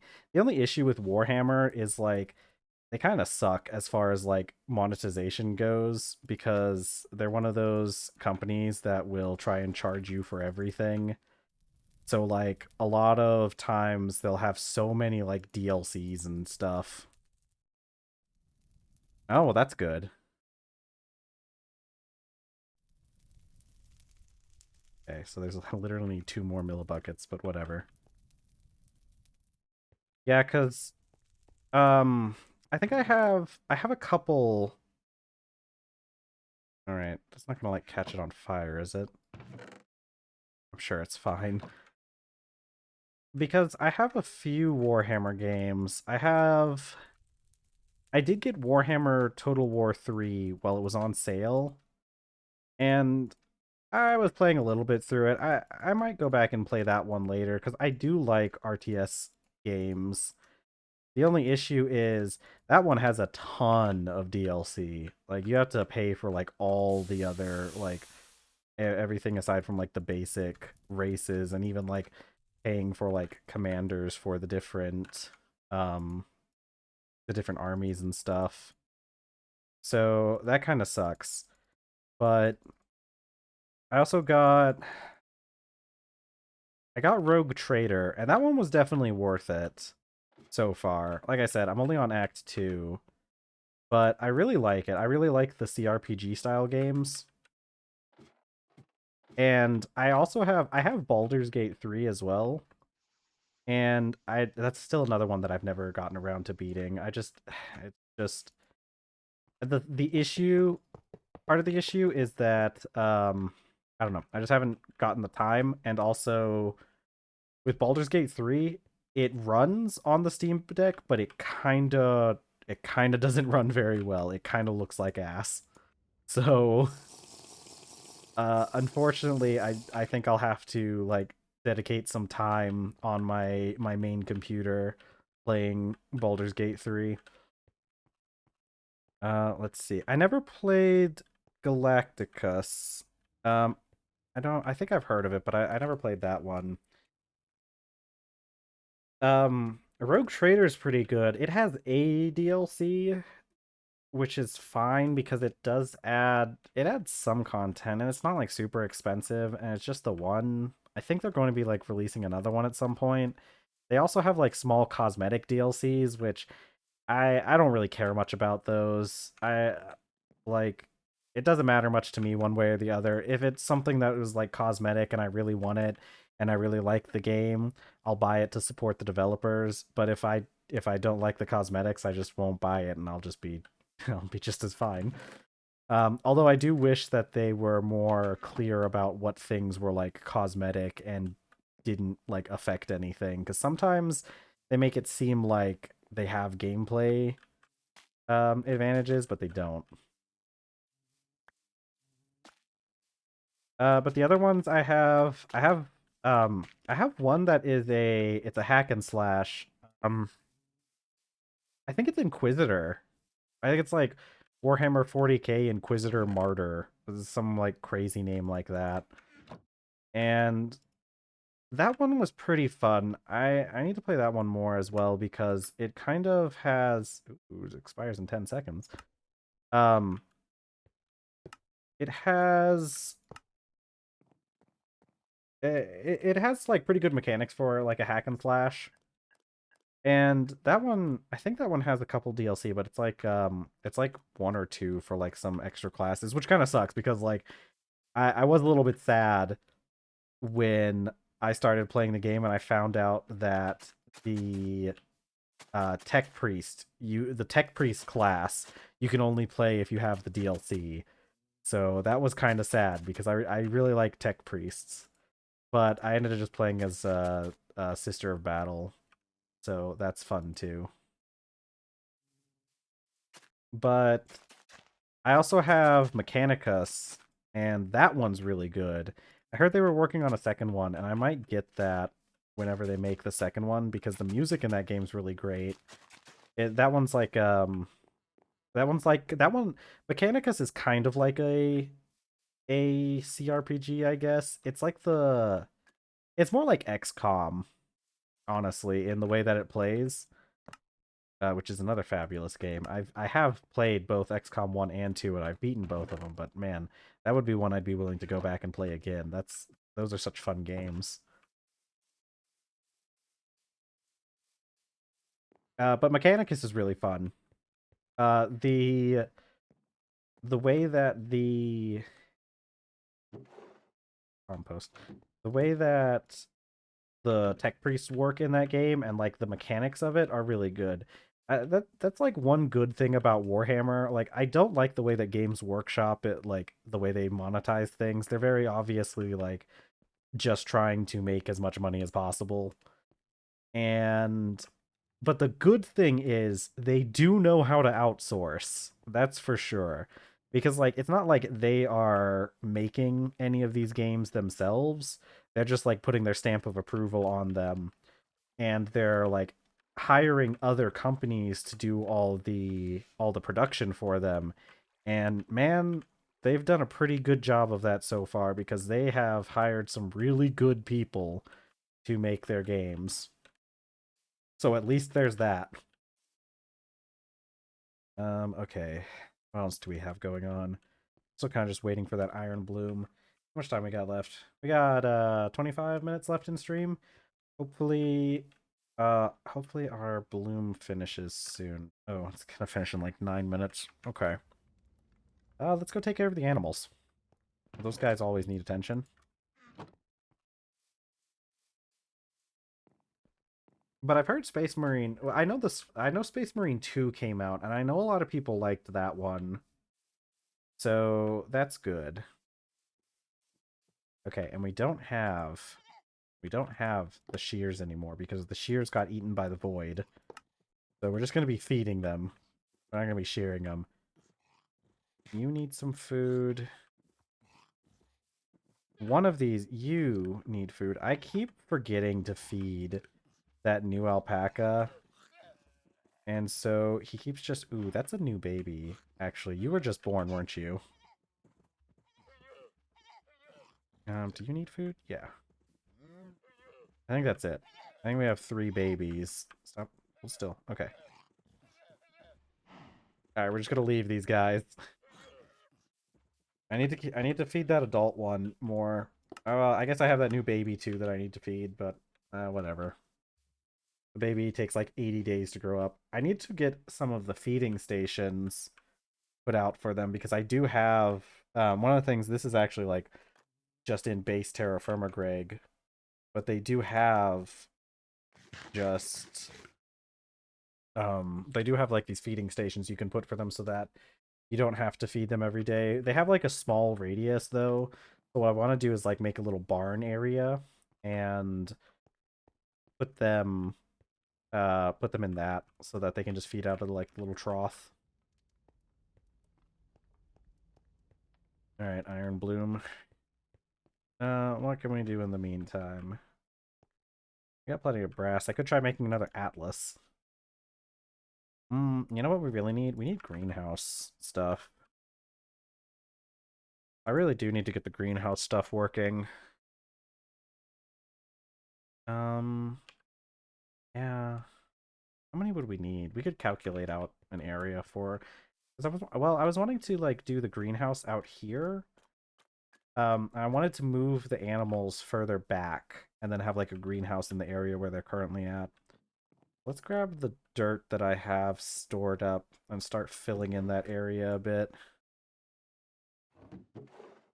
Oh boy, we have dirt.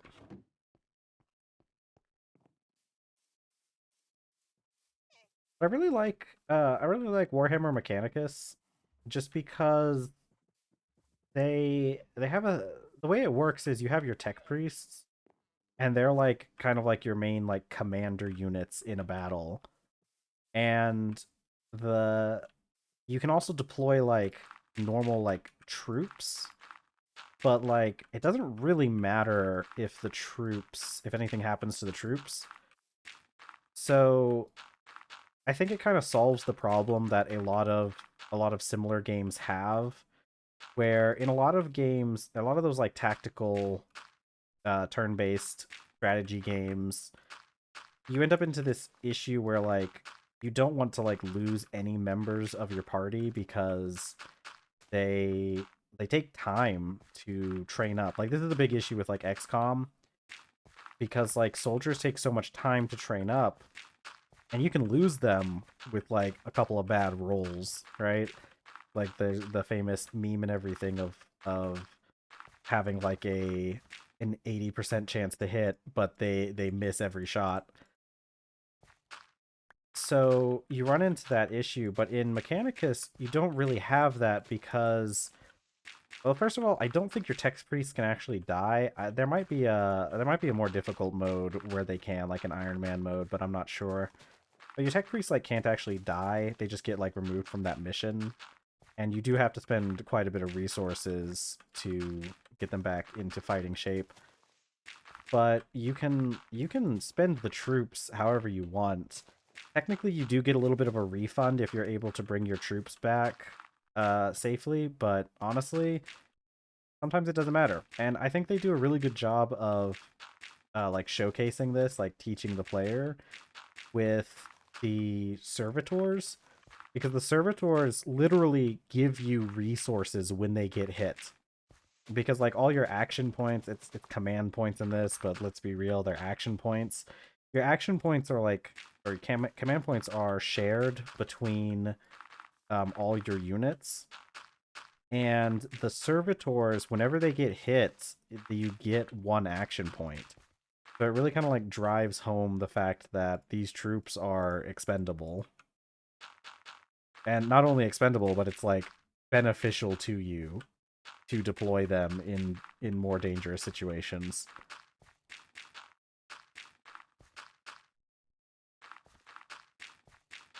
And there's like lots of really cool builds with the tech priests themselves. Because you have like several kind of like trees that they can go down. And there's like a whole bunch of different classes of like weapons and equipment and all this stuff that you can equip to your tech priests to further customize them. True, but I would rather expend several servitors than a tech priest. Uh, it's just tactically in my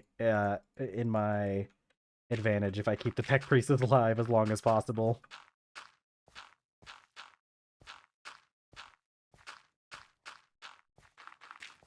Mostly because like that game has like it's kind of like a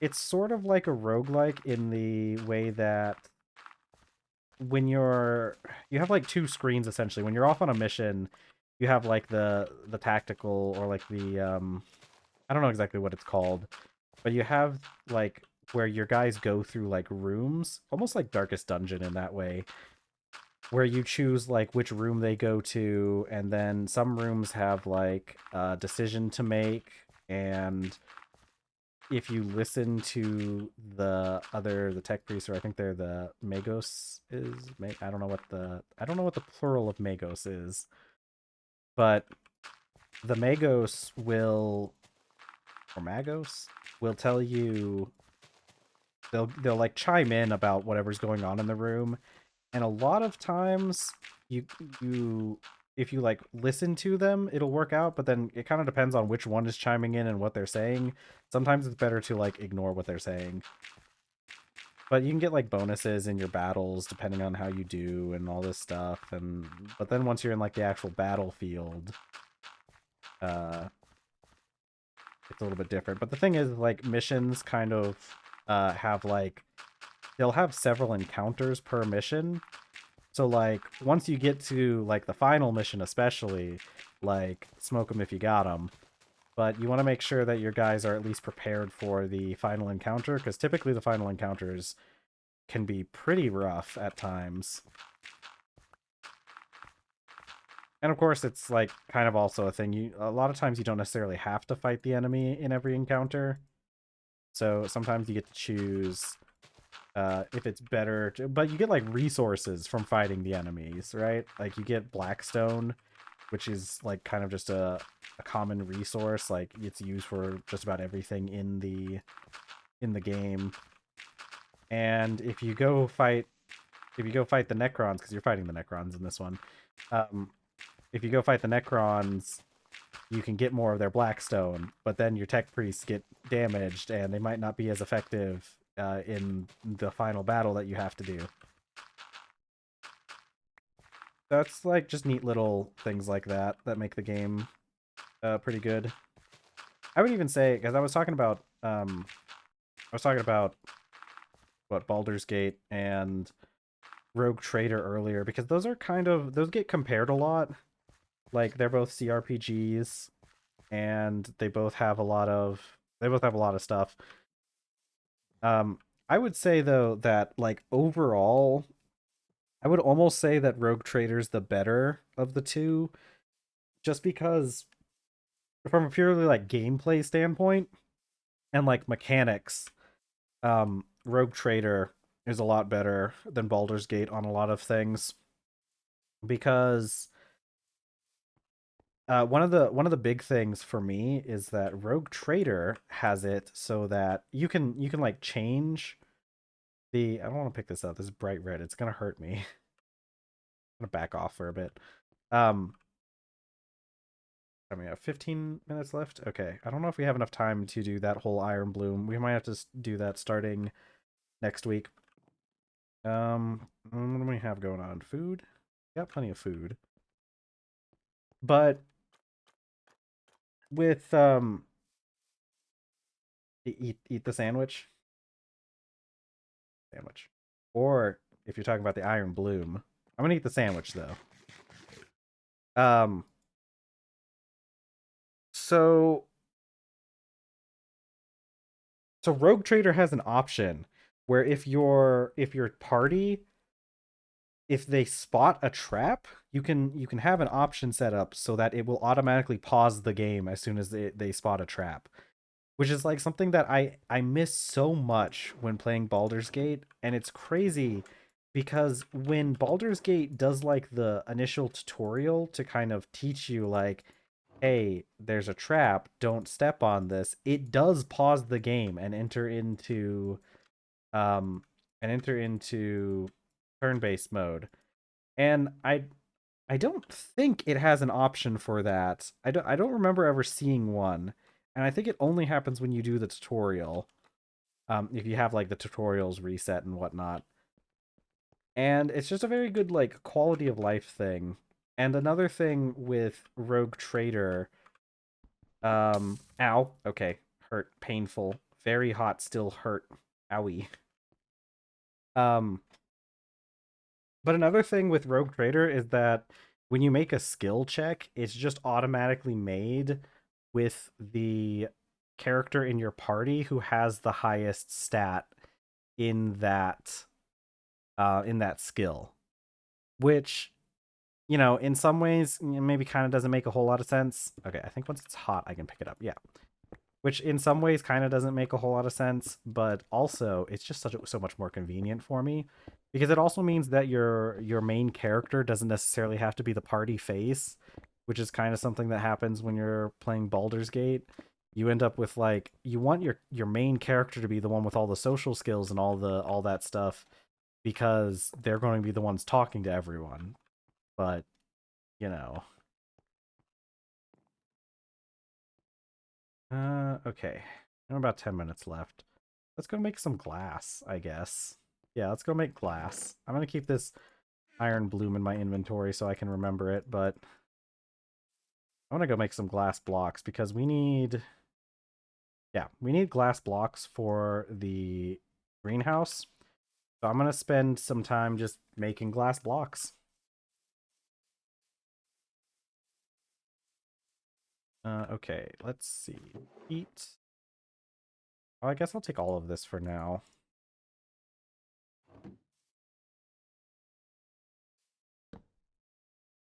We'll put 2 on there. This. And we only really need our gem saw to collect the blocks. But yeah, I don't know. A lot of the people that Games Workshop has been finding to make their games, they've been doing a pretty good job at finding good people.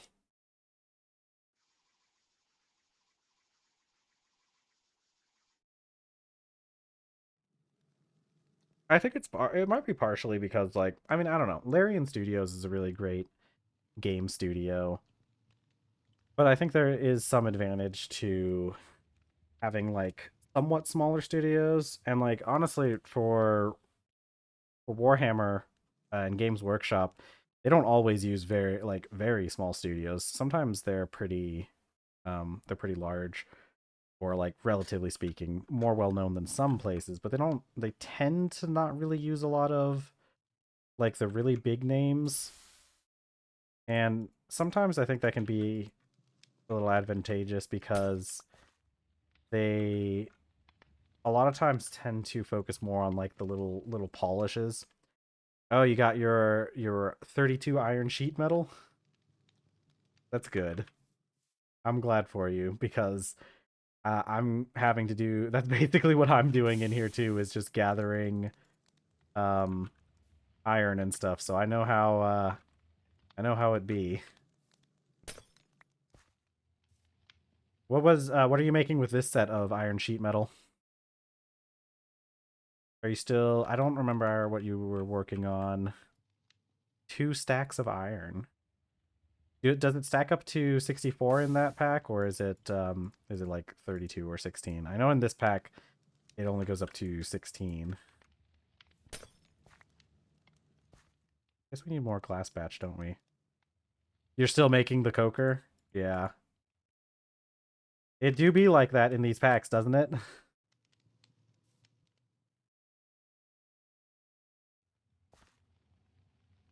That is definitely my a friend of mine would always call it yak shaving. The that slow process of like doing like all that's like doing a long set of things to get your one reward. Sheet stack to 16, the sheet metal stacks to 32. Well, that's good. I guess. That sounds about right. Yeah, because a lot of things in this pack. How many do I make? 8? Let's make 12. Another piece of peat on here. Um yeah, a lot of things in this pack just stack up to like I'm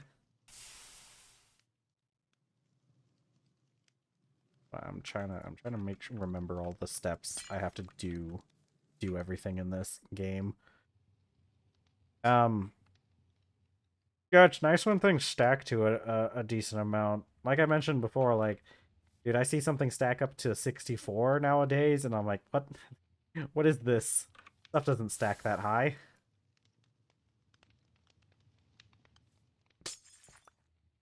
Okay, let's make another batch.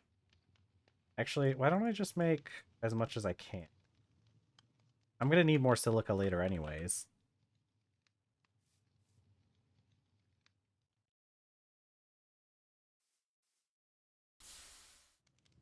Gotta make sure that it actually goes through.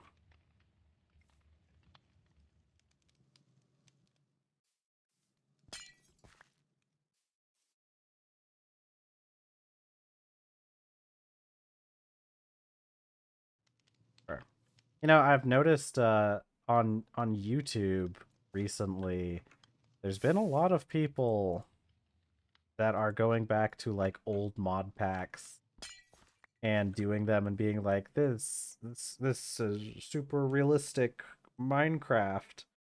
And it took me this long to get a crafting table and everything. A lot of times they're playing like the old like Dire Wolf packs, I think, or like the Better Than Wolves or whatever.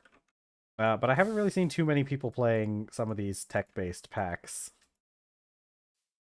Kind of makes you wonder. Because, like, I think with a lot of those other packs, like, they're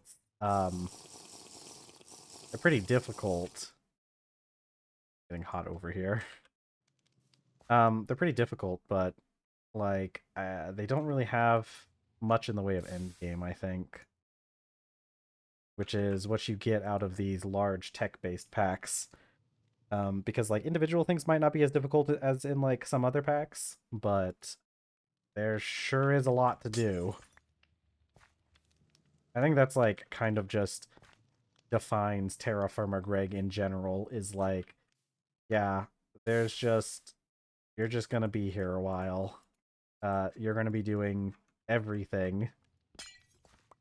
Okay, I'm gonna let this hopefully this has enough because once this goes up, we'll have another 2 minutes, 2.5 minutes left for the fire, and then that should be right about at the end of stream.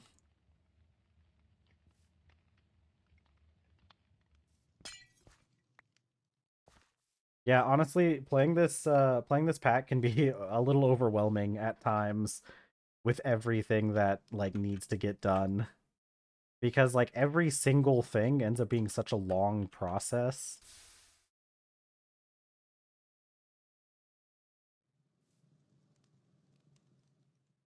Yeah, I spend the next few IRL weeks getting wrought iron. Yeah. No, I like almost everything in these packs is just getting wrought iron. I feel you do it so much.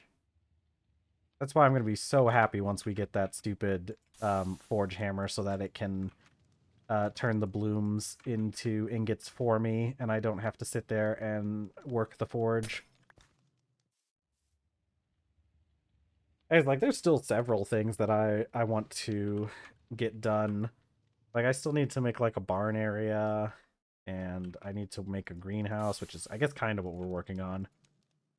But, like, so many things need to get done, and I guess one nice thing about this pack is that a lot of times you end up with like downtime for certain activities like having you need the wrought iron, so you have to like have the bloomery going, but the bloomery is going to take like I think it takes like 14 minutes or something, like 12-14 minutes to do a round of blooms, and then you have to let it like cool down.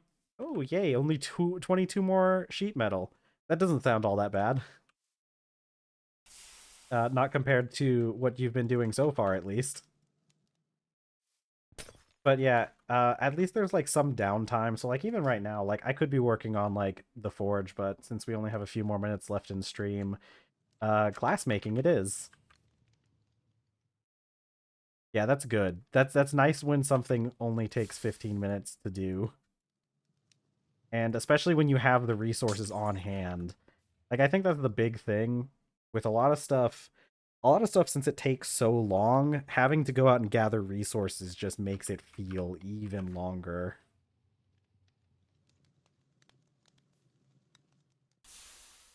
Like every time I have to go out and get another batch of iron, I need to find like a proper vein of iron. I have like like the good thing about Terra Firma Greg is okay, so I guess we only get that much glass. The um the good thing about Terra Firma Greg is that it has gathering the resource is pretty good. Once you find it, you typically don't have to go out a lot. And with iron, iron spawns in like almost every other vein. Like I've got a gold mine that has iron in it, a separate gold mine I found on accident that has iron in it. The copper mine has iron in it.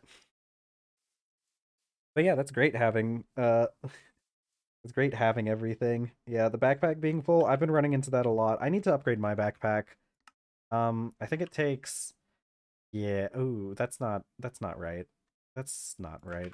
That's a later upgrade. Yeah, this is the base backpack, and then oh, actually, heck, I was wrong. That is the next upgrade, isn't it? Wow, I didn't I didn't realize it took that much to get a backpack upgraded in this. Yeah, so I need to get to red steel before I can upgrade my backpack. Huh.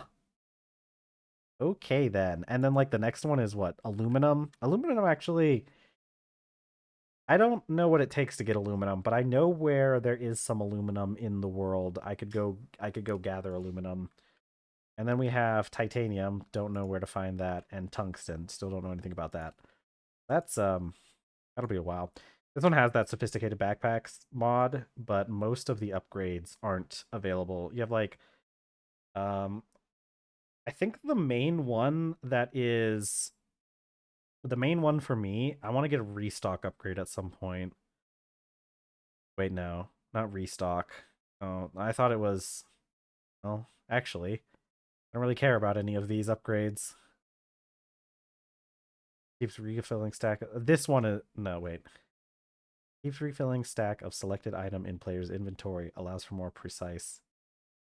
Is that what the Do I not have? You only have the advanced one. Wait, how do I make the refill upgrade? Okay. Okay, I guess I'm not on the actual page for it. Okay, so these are actually all of the upgrades. Ooh, a jukebox upgrade. Tool swapper upgrade might be useful.